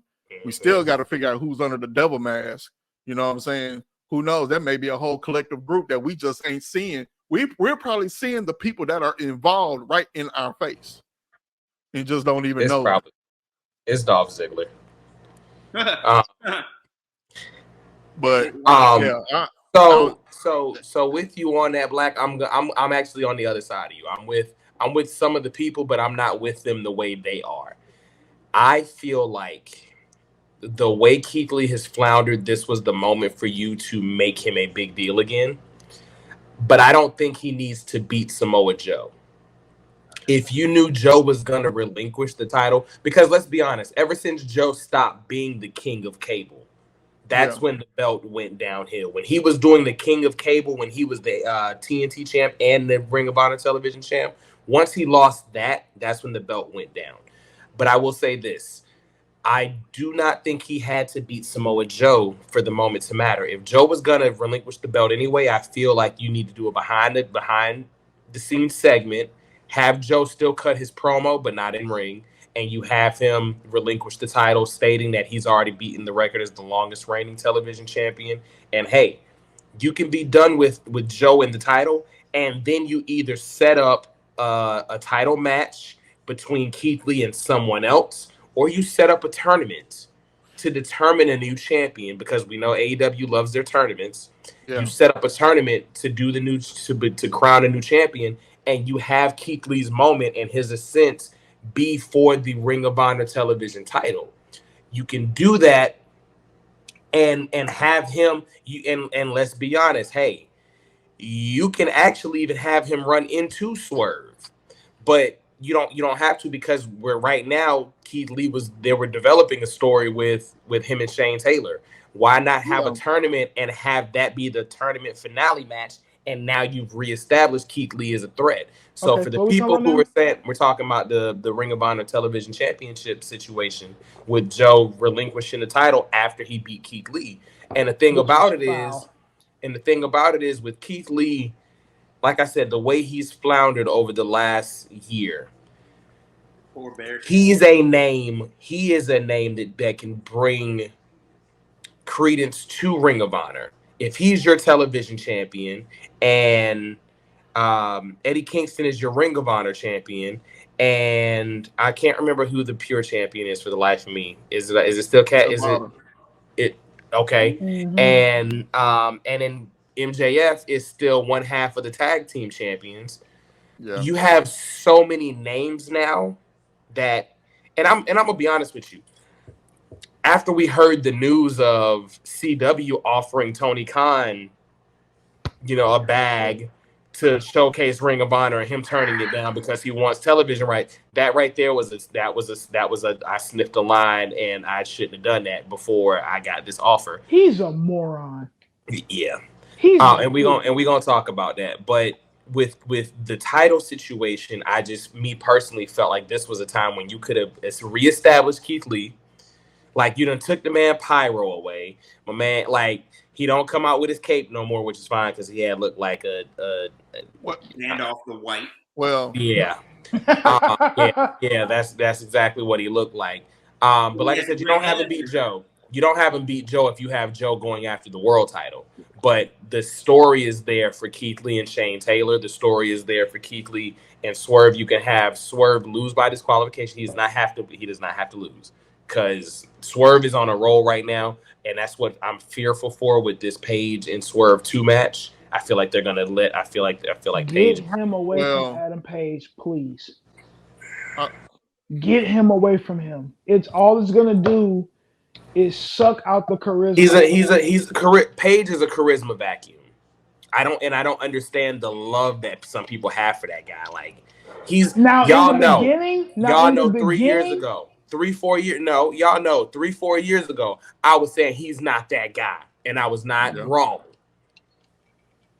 I see. But my thing is with Adam Page is like when he first, because I used to watch Ring of Honor as well, so I agree with Carlito when that spot with Jay Lethal happened. I was kind of like, what the heck, you know what I'm saying? Like I was bummed out about that, but when AEW happened.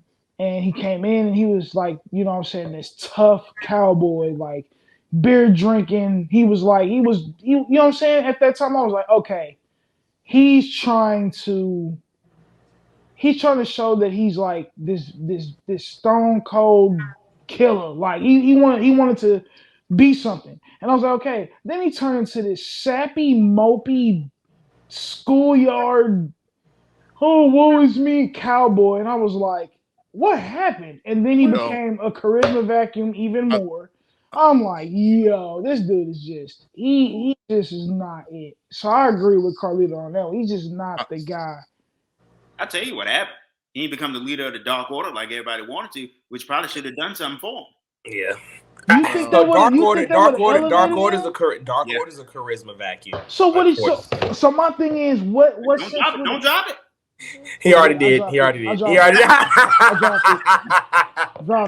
did. He already did. You see his face? He had that panic. Yeah. Hold on. What was you about to say, Black? Just to go back to the Keith Lee situation. If that was the case, then that match should have never happened. That should have never happened. In regards to Adam Page, what hurt him the most, one was winning the world championship, and two was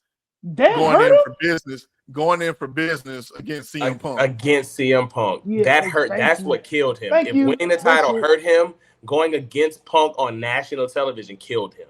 That killed him. What made you think that you was gonna get over? Like, why did you think you were that guy? You're not that guy. Like, you know how that's like me. That's like, okay, prime example. That's like me going to NXT, and that's like me being in NXT and calling out Roman Reigns. Like, dog, what are you doing? Like, who are you? You just got here, dog. Like, who are you? You just got here, young man. But before we get back in AEW, before we had to take that scheduled commercial break with Retro, we asked you the question of how do you feel wrestling and music have intertwined, but also how does that work for you in terms of you using your love for wrestling in your music? So because that's how we got our fire theme song, bro. Like, So yeah, man, and I really appreciate y'all for hitting me up to do that because it meant a lot. Because like I said, ever since my mom passed, y'all like definitely helped, especially in that group. So Wrestling's Real Fan Chop Shop on Facebook. If you're not following, send that. Hey, and just to tell y'all this too, don't come in there on no tough, weird, trying to be all macho stuff like a lot of some people that's trying to come in there on.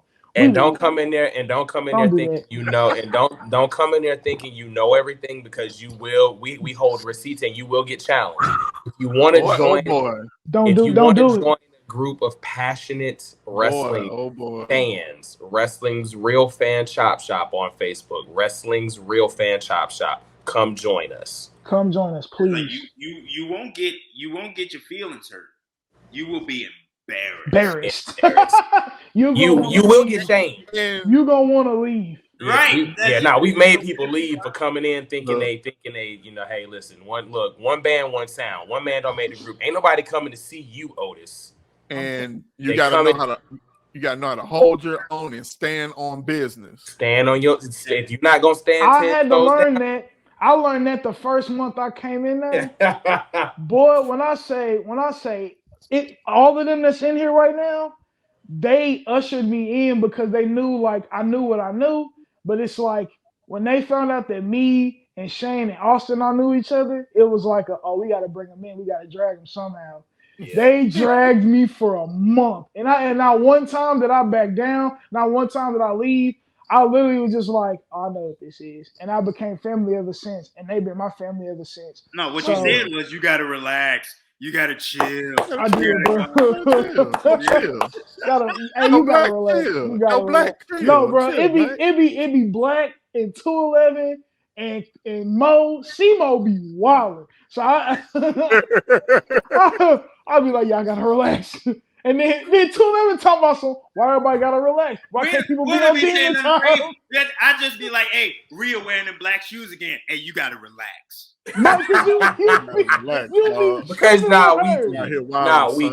weekly. Like it comes off as you're Will and she's Jada. Well, yeah, like that. And I'm sorry, she's Will and you're Jada. Like you will find a reason to hate on something she's doing, bro. Like I don't get it again with the black hair. Hey, like why? I don't get it. I don't get why you hate her that much. Huh? You want to hear why? Yes. Go ahead. It's not a long story. It's just she's trying to be China while they're trying to not make her China. So it's just like every week she get in some man's face, and every week some man can't knock her head loose for lack of better terminology. So wait, hold on. So Beth Phoenix didn't do that either?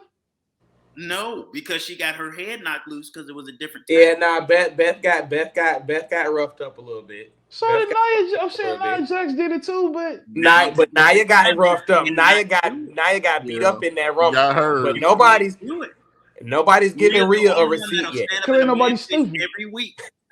She's ain't nobody stupid. In a man's face every week. And who gonna test her? Who gonna touch her? Solo. Boy, when she stood in Solo face, I was like, oh, that thumb. Yeah. I was like, that thumb is itching. And it ain't going where most of our thumbs go. It's going somewhere else. Like and the most egregious part of it. Look, sorry. Carlito Cannon apologizes for that last reference. If you get it, you get it. If you don't, you don't. This is what I be talking about. You gotta chill. You gotta relax. No, he don't. You gotta relax. You got to do better. I do. Gotta relax. Gotta stop this. That is why I don't like Rhea Ripley. But in your music though, we've heard some wrestling bars. When we see your show posters, we've seen you holding your championship on the poster. So what does it mean for you to be able to bring both of your passions together and intersect? But also, how do you feel about how it's been done over the course of the last 30 or 40 years as well? I mean, it's like with me, you know what I'm saying? It's just me being myself. Because a lot of people in the game, they're not really themselves, where I'm just like, man, I love professional wrestling. I love music. I'm bringing them both together, and you going to know it because you're going to see it. You know, every event that I go to here or anywhere, you know what I'm saying? even the stuff with Pain, like I literally brought my belts, or I would bring something I hold it around, I walk around with it, and people just be like, "Yo, where you get this from? Who custom made that?" Like that. And then when they figure out that I'm an artist too, they're like, "Yo, that's dope. We ain't seen this since Pastor Troy." You know what I'm saying? Yep. So I'll be like, that's a lot of respect. So I hold that very seriously for both of my passions to be a part of me. And people be like, well, it's a gimmick. I'm like, it's not a gimmick because it's me. Like, there's a difference between being a gimmick and being yourself. I'm myself 24/7. Retro is gonna always be retro regardless. So that, and then with wrestling being a part of hip hop for over the last 40, 50 years, it's to me, I think it's dope, especially now. You know what I'm saying? Even though AEW is tanking, they have brought so many hip hop people into their company. Hook using Action Bronson as his theme. Yeah, you know what I'm saying? And then you got Griselda sitting at ringside, and it's just dope. Even having Bow Wow versus Jay Cargill for those couple weeks. Yeah. It's just things like that to me speaks volume. Wrestling's always used the culture positively to me. Having the West Texas Rednecks versus the No Limit Soldiers in CW. Dog. Bringing in Snoop multiple times, because Sasha's remix with Snoop doing the theme, one of my all-time favorite themes. I used to love his verse. We mentioned Run DMC earlier, brought up, even having Jericho versus Cena, and having Cena, and Jericho perform their theme songs against each other on Raw. Like wrestling and rap have wrestling's always appreciated the culture of rap. It's never been kind of one of those, we're going to utilize it just to do and then throw it away like, how Miley Cyrus did. It's always been it's always been one of those things that it correlates perfectly because a lot of wrestling fans are rappers. Yeah. And that's the thing, like even during the COVID era, when they had switched themes for that little season apart, you know what I'm saying? When NF had the theme song, during COVID, that inspired me so much because I'm a huge NF fan. 1, 2, the fact that he got a theme song, like you know what I'm saying? I was like, yo, one day I know for sure I can do this. No doubt. It's just always been amazing to see. What you about to say, Black? Oh, I had a question for Retro, but go ahead. No, go ahead, bro. So I've been wanting to ask you this question for a while. It's been a minute. And you can answer it. You can either make a comment or you can say no comment, but the video. The footage. Oh man, the footage. Oh man, and somebody come through the back door. Oh, all right. You're gonna hear it here first. Okay. You're gonna hear it here first on the Beyond the Bell podcast. Because I don't even know what he's talking about. Carlito was the first one to catch on. Yeah. He hit me up immediately and said, "This is a work, isn't it?" This is a work. Like, but it was done so well. It was because people have to realize when you're gonna work like that, there has to be a level of physicality to make me be like, okay, somebody really swinging. Like, it can't just be a bunch of pushing or because I'm gonna see through that because we're wrestling fans, and I love movies, I love cinema, so I need to see something that makes me be like, wait a minute, like, I knew I had people when people from our group start commenting saying, "We finna pull up to your show." Yeah. I knew I had everybody then, but it was when Carlito called me and texted me and was like, "This will work," or what we doing? Because I was gonna pull up. Because I was gonna pull up. It was funny because he hit me up first, and then somebody else hit me up too and was like, "Cause if I gotta come from LA, it's an issue." You already know, Big Rob. So, yep. So I said, okay. I hit up Carlito first, and I was like, "It's a work," and he was like, "Okay." I had a feeling, but I had to make sure. He was like, "I'm serious." He's like, I will pull up to the next one. Understand something. And Wrestling's Real Fan Shop and my other group, the Sports Talk Syndicate, as well as the Best Damn Sports Club. Ask anybody that knows me. I will pull up. I will pull up in your city. I will pull up on your block.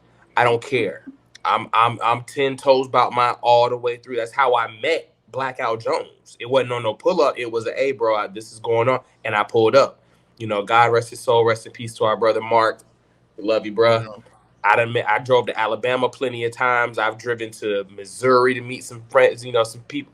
I will pull up. So when I hit Retro and I was like, hey, bro, is this a work? Like, it felt like it was, but I needed to make sure because, hey, I done been to Missouri a couple times. If I got to pull up and be on my RKO, I'm going to pull up. It's like that. So it was funny because, like, like, as soon as it happened, so I'm gonna break the story down for real. Yes. All right, we got the exclusive here on the Beyond the Bell podcast, baby. So I came up with an idea. I was like, I really want my headline show to pop off, but I also want to create something that people can relate to. I was like, I don't know what I want to do, but I got to think of it. So I'm you know what I'm saying, for like 2 weeks, I was like, I got to figure out a story. I got to figure out something, a story or something. And it hit me. I was like, okay, people already are tuning in with the new music due to mental health. Okay. So I said, I have the whole plot of the mental health thing. I said, okay, that's cool. But it's got to be deeper than that. It just can't just be about that. You know, we already do that. So I was like, all right, well, what can I do to... I was like, bro, wait, make a wrestling angle. I said, okay. I was like, all right, make a wrestling angle. So I was like, but what wrestling angle? Then I thought of Bray Wyatt. And I was like, Bray Wyatt is wrestling with himself. Okay. So I said, what about me versus something that we struggle with every day? I don't know, like depression. Boom. That was it. I said, okay. So now I made up a wrestling angle between me versus depression. So me versus my depression.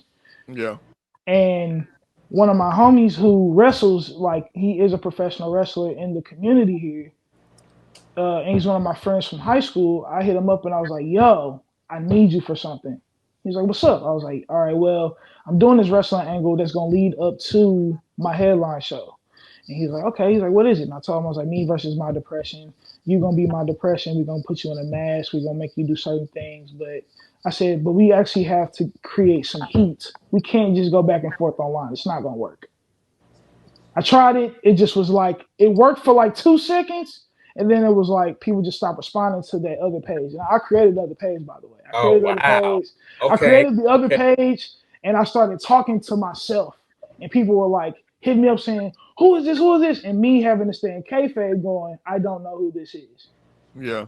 So that went on for weeks, but everybody stopped responding to it. So I was like, I got to do something else. So I had another show at this place called The Dark Room, but it was like unplugged on some, on some corn, doing my music type stuff unplugged. And I told my homie, I was like, yo, I need you to pull up to this show and cause a disturbance. But I need you to do it with me. Like, I need you to come up there and push me. And then we have this little thing. And when I say go, I need you to leave. So don't nobody touch you. I said, okay.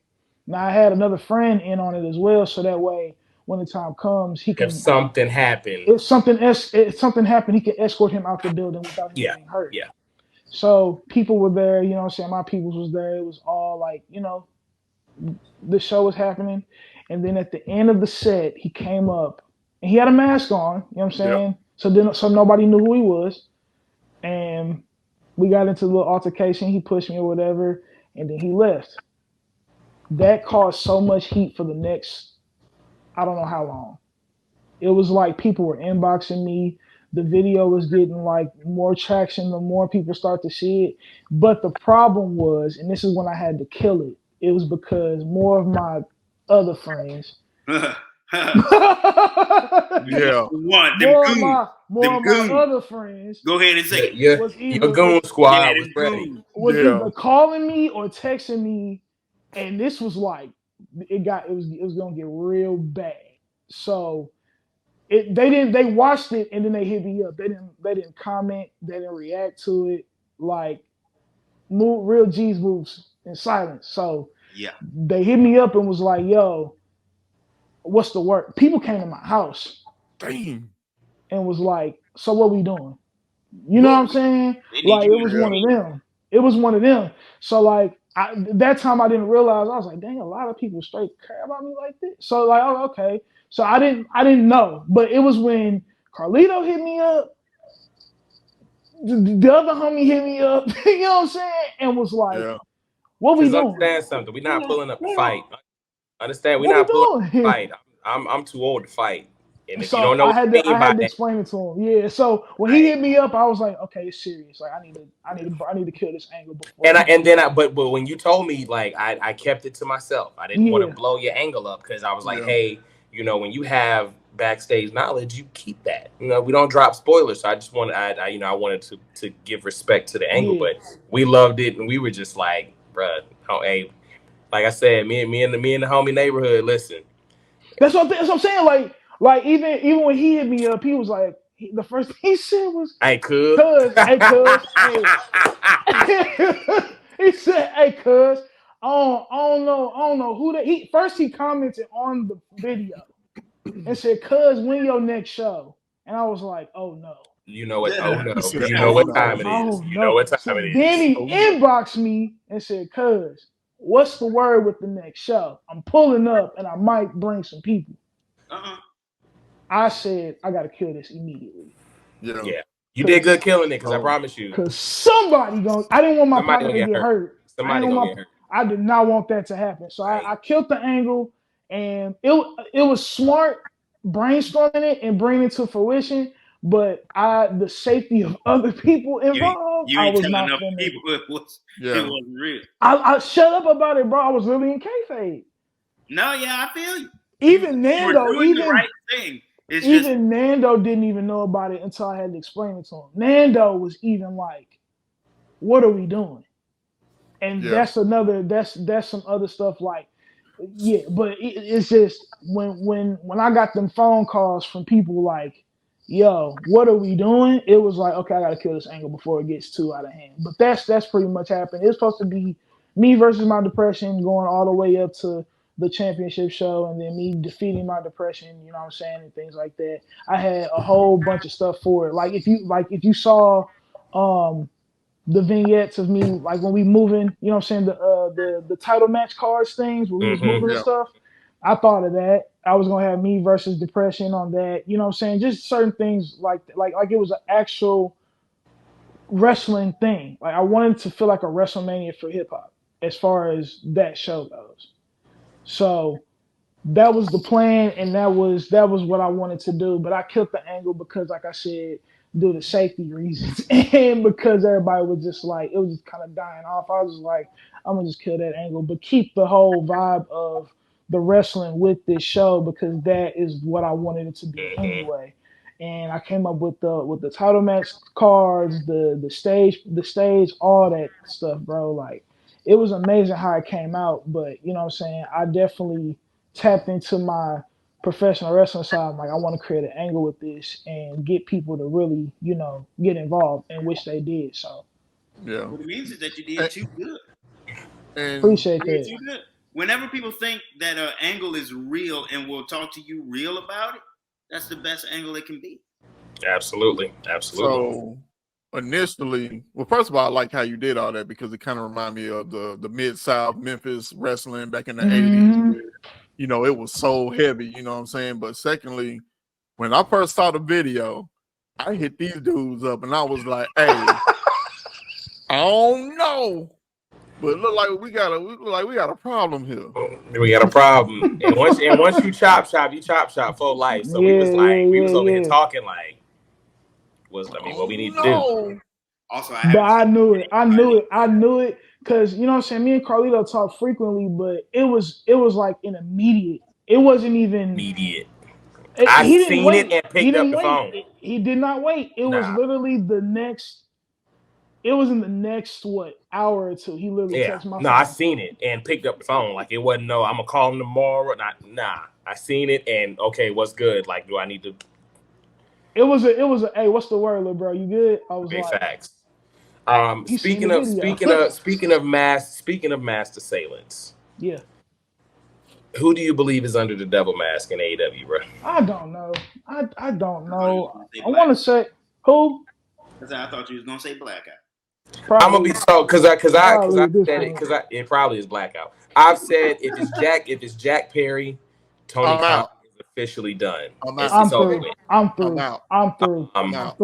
If it's a new talent like a Dolph Ziggler or a Mustafa Ali, I want to see where we go from there. I don't want to see Mustafa Ali do this again. I don't want to see him do it again. Well, you know what? If it is though, I want to see him do it and give him free reign because I was actually with him being leader of Retribution. I was cool with it, but it was almost like they stifled it as soon as it began, and it felt forced. Okay, okay. It felt forced. Okay, I'm not gonna lie. It would have been fine. You said what, T? I said if Retribution would have happened in front of real people as opposed to the Thunderdome, it would have been different. It was so hard to pull off Retribution, tearing stuff up and all without people being, you know. What are you gonna do? Drop kick the video screen? If it's Punk, if it's Punk, this is the biggest. If it's Punk, this is the biggest swerve since Hogan. I don't think it's CM Punk. I'm turning it off. If it's Punk, I'm turning it off. I've been saying this for as long as I've been saying this. If somehow y'all worked out, even if this whole thing, if it was what it was, or if it wasn't, if he is that person under that mask, then this goes back to when he was at Ring of Honor, saying what he said as far as, you know, greatest trick the devil ever pulled off is making the world think he did not exist. And then MJF, he says the same thing. Understand, he left with the belt. Understand, we never understood why he came out with that belt. We understood why, you didn't get beat, you left, whatever the case may be. But is this a way of them figuring out to kind of come back full circle, like this is what it's supposed to be? If Tony Khan can do this, if he can pull this off, then I'll give it to him. But I just do not see him having the vision and the foresight to do it. Because even if that's not who was under the mask originally, at this point, you now need to go get CM Punk and say he was the one that was under the mask the entire time. Because, you know, the fans are not going to take Jack Perry. Oh, no. Like, they're going to laugh. Because they're going to laugh. People are going to get up and leave. People are going to get up and leave. I'm leaving. People are going to leave. I'm leaving. Like, for real. So it can't be somebody. It can't, and it's hard for him to pick anybody else on the roster and have it be somebody. If it's Dolph, I will gladly tune in to see. I'll tune in to see what you're gonna do, to see where you're going. But anybody else, I don't see CM Punk coming back to AEW under any circumstances. It's not. Okay. It's gonna be Top Dollar. No, it'd be Top Dollar, man. The whole wrestling industry gonna crumble. What you mean? If Top Dollar is the one that is under the devil mask, I swear I am going to only tune in just for his promo. Just to see how bad. Oh my gosh! Did y'all know that he was doing promo classes at Booker T school? He was teaching them? Yes. Oh, okay. I did not know. Oh, I didn't know that. Yeah. I forgot to share it in the group. So continue. No, we're gonna. Nope. Continuing.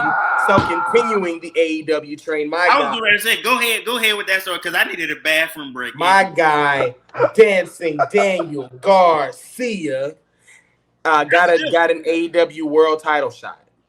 Yeah. I love it, and they put on a damn good show. Garcia put on probably his best work since Black Trunks Pure Champion Garcia.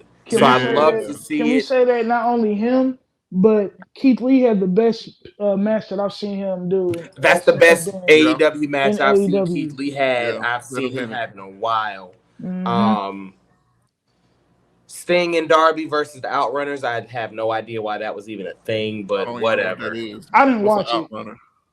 Swerve and Penta put on they did their thing, bro. I loved Swerve winning. I loved the match. I loved Paige coming out and showing some aggression. because now it looks like he's desperate to do whatever he can to win this match and this second match. But Swerve needs to go over. It can't. He has to go over. No question. Got to go over. Now I will say this though. So Carlito knows that I listen to Jim Cornette while what I'm saying. And when Cornette reviewed this match, I didn't agree with him. This is where one of the things where I'll be like, I don't always agree with Cornette on everything.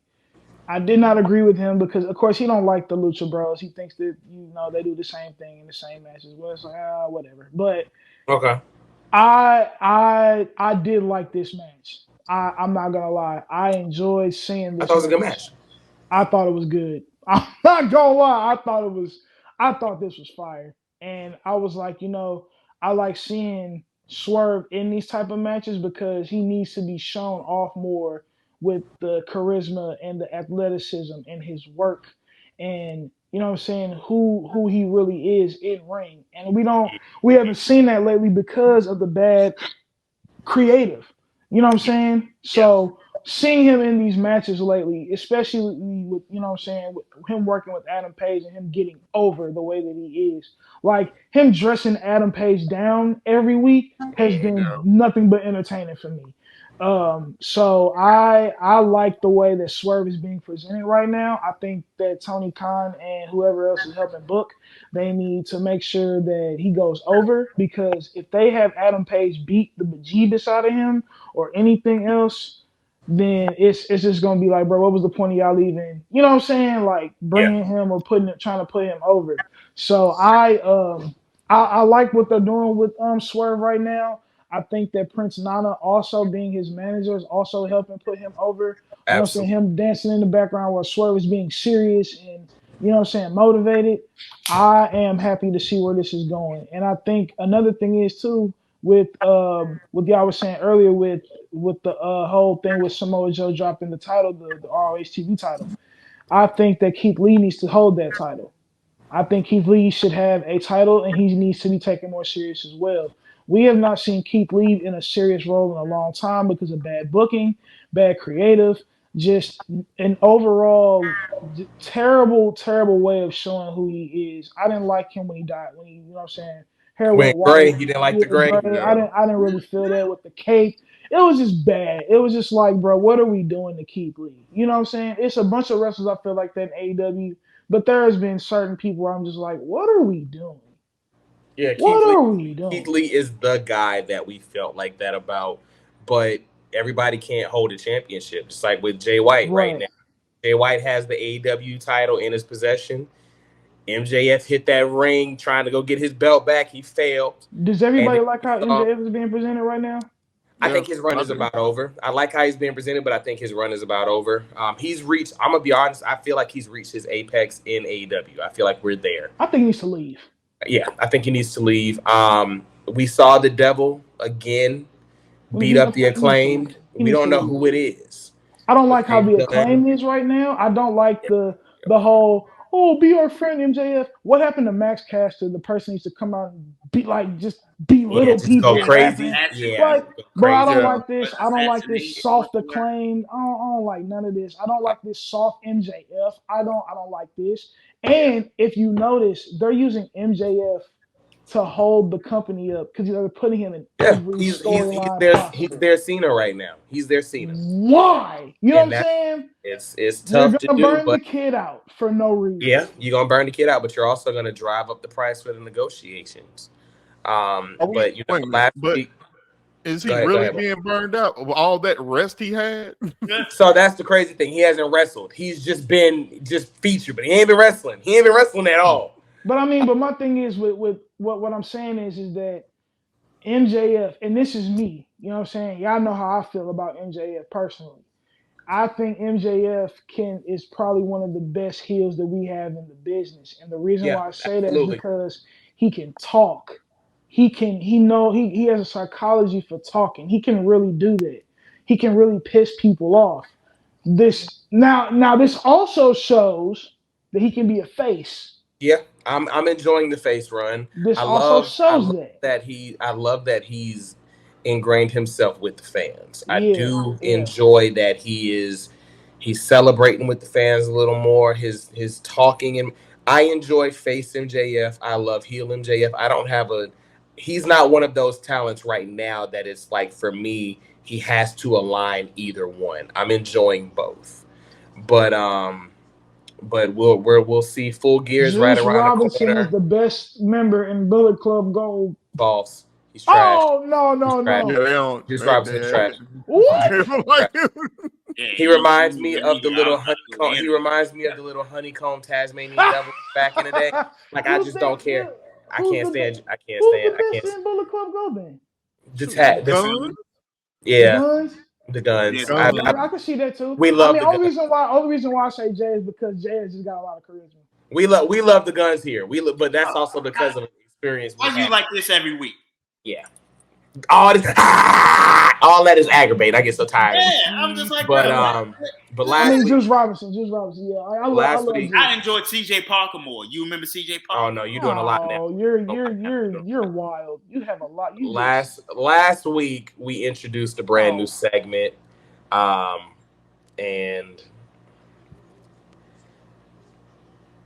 you got to do better. You got to do better by Blackout Jones coming. So we're gonna give the man of the hour the highlight, and let's get that. We got 3 this week. AEW. We just want to do 2. We just want to do 2. Ladies and gentlemen, welcome to the You Got to Do Better portion of this show, brought to you by not only Blackout Jones but Beyond the Bell podcast. So today's recipients of You Got to Do Better. Let's start out with Deion Sanders. Yes, Deion, you have made the list. Reason why you've made the list because of the decisions that you made at Colorado.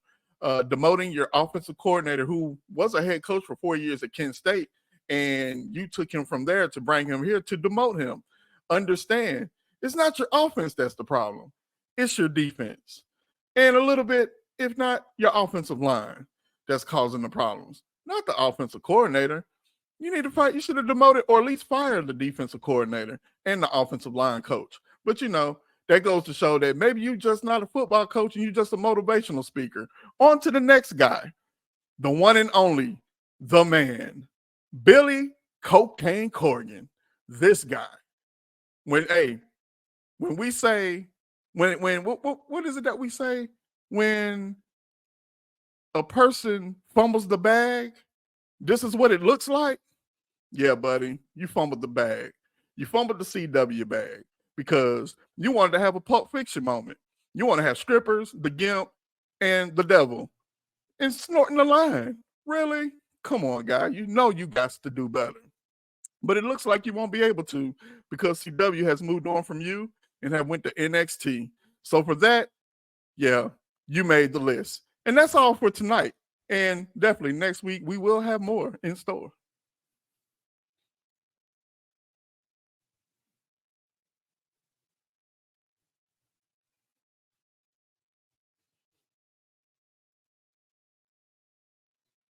Hello. Bro, you came out of nowhere with the Deion slander. Like, that was left field. Wait a minute, time out. Hey, I'm so glad my mic was muted because I popped as soon as he said Deion Sanders. I was like, oh my God. Because we purposely didn't talk about Colorado this week because I'm tired of talking about Colorado and them underachieving again. Wow, you came out of nowhere with the Deion slander, my guy. I'm impressed. Yeah. Motivational speaker is my wild. Man, that is wild. You were unhinged for that, dog. What was I unhinged for? What did I do? For calling him a motivational speaker. Like, sheesh. You dropped the jewel about NXT moving to the CW. I saved that for the final segment because y'all know I am Mr. NXT. This is the biggest showcase that NXT has received in its inception. I cannot wait to see what Shawn Michaels and Hunter have in store for NXT. At this point now, you might no longer have to do call-ups. With the CW being such a nationally televised local network, this is going to put eyes on your future generation of talent. So you no longer have to say, okay, well, we got to get them called up to get them network television experience and reps because they're going to be on network television. everybody can catch the CW. You can watch CW on your phone.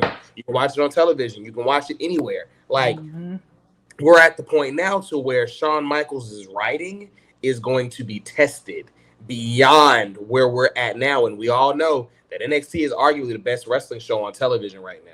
So with this deal and them getting a 5-year deal and a commitment from the CW, also while snatching the bag from the from the NWA, I can't wait to see what's happening. NWA blew it. NWA got to go back to YouTube at this point. Literally blew it. Like, literally blew it. Literally blew it. Billy Corgan, in the words of Blackout Jones, like he said, man, you got to do better. I cannot believe that you did that. James Mitchell, you're a part of Gots to Do Better because you are a legend in the business. You've been here long enough to know you should have never been a part of that. Why? What made nothing good came from old brain. Nothing good came from that angle, and now the NWA is, and like, you know, Nick off the CW now though, huh? So they're definitely off the CW. Yeah, they're done. CW is moving forward with NXT. Yeah, it's done. You know, Nick Aldis is over there smiling though, cackling. Hey man, y'all already know what time of the segment y'all already know what time it is for the segment of the show. Like, follow, share, subscribe. Beyond the Bell Podcast on Facebook. On X, we are BTB Icon. Is Iconics or Icons? Iconics. On TikTok, on Twitch, we are Beyond the Bell Podcast. Y'all can follow me on Facebook. No, you can't actually. I don't know y'all like that. Y'all can follow me on IG at Carlito_Cannon. And then on X and on TikTok at Carlito Cannon.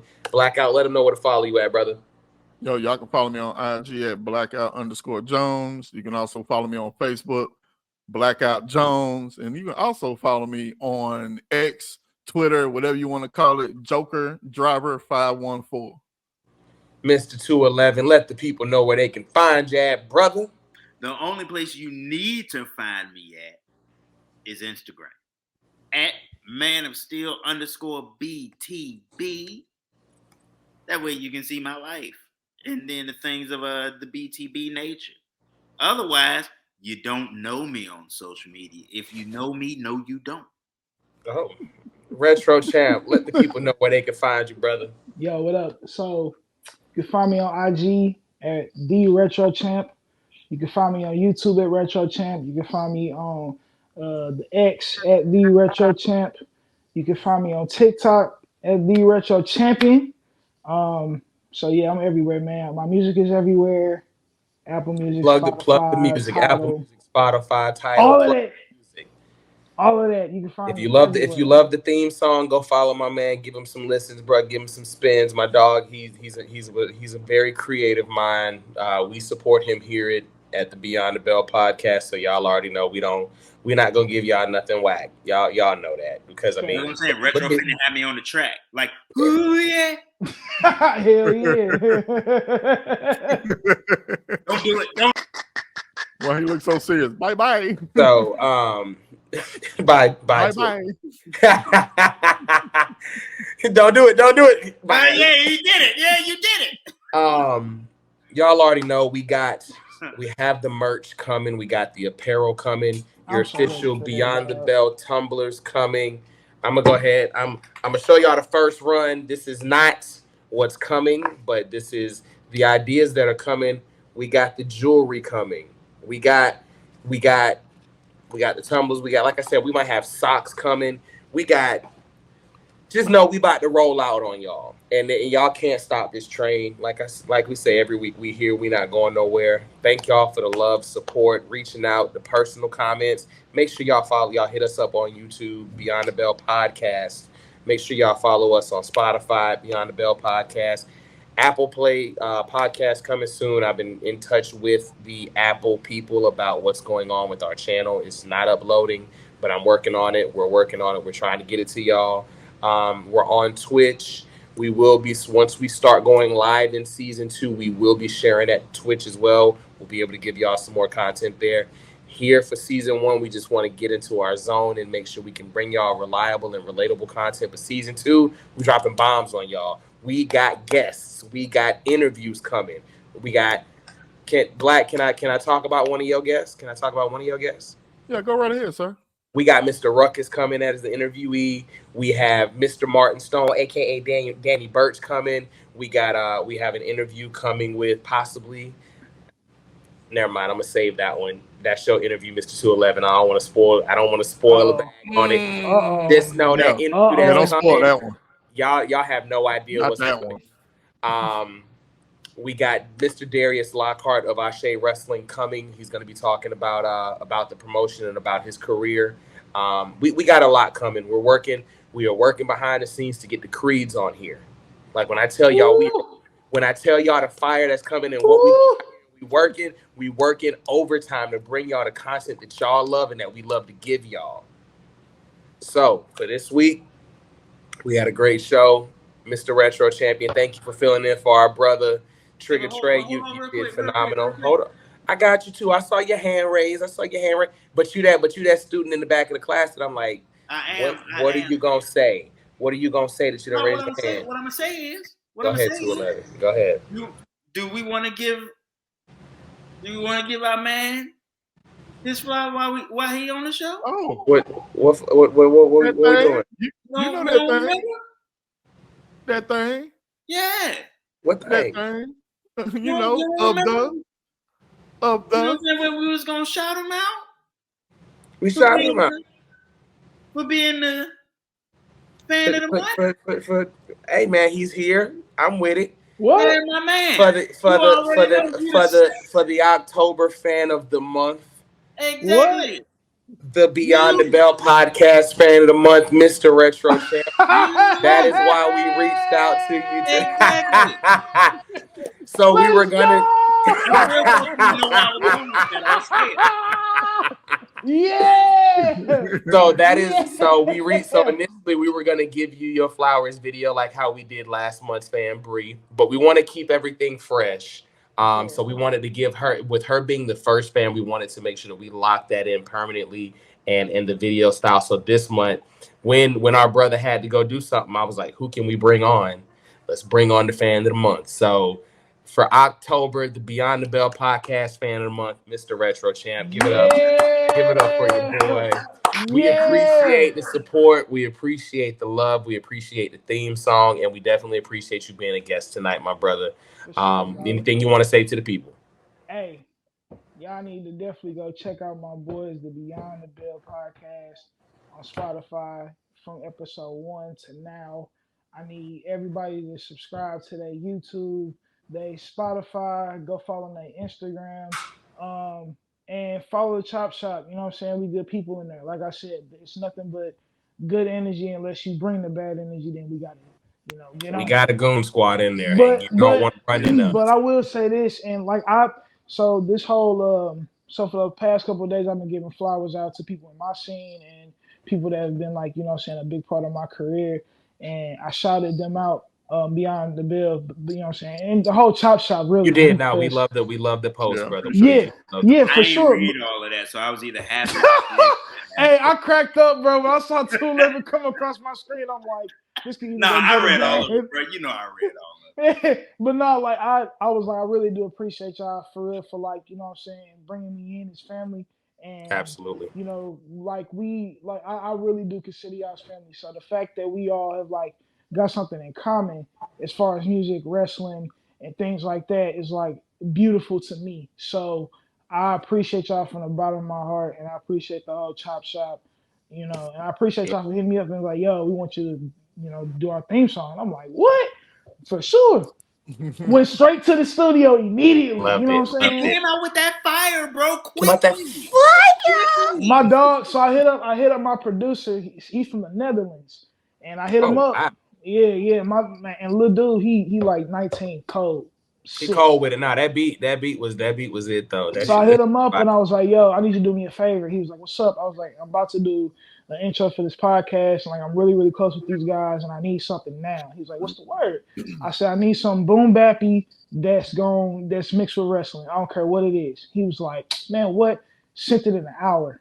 You know what I'm saying? Wow. Yeah. That quick. I went to the studio. I told my engineer. He's also my producer too. So I have two producers and my engineer. I was like, yo, we gotta lay this now. He's like, all right, cool. Laid it. I sent it out. And we was like, and I'm gonna tell you, bro, and Trigger, he's not here to give you his, but when I sent it to the boys, I was like, hey man, we got one. Everybody rocked with it from the get-go. Like everybody rocked with it. We loved it, man. So thank you. Again, I want to wish every veteran a happy Veterans Day. Y'all know we don't really care about today. This day is for everybody else to give flowers to the, you know, to the ones that are still standing here and supporting, but we don't care. Not in terms of we don't care about it, but you know, anyone who signed up to defend our country and our freedoms, we didn't do it to get the recognition. We did it because it is what was near and dear to our heart, and we felt like at the time that that's what needed to be done. So thank you for everyone who supports the troops still to this day. And we at Beyond the Bell podcast definitely want to say we support our troops, and we pray that all of our brothers and sisters make it home safe and sound. That's it for this week. You know, we love y'all. We appreciate it. But it's going to be deuces, ooses. Deuces, ooses. And we'll catch y'all next week.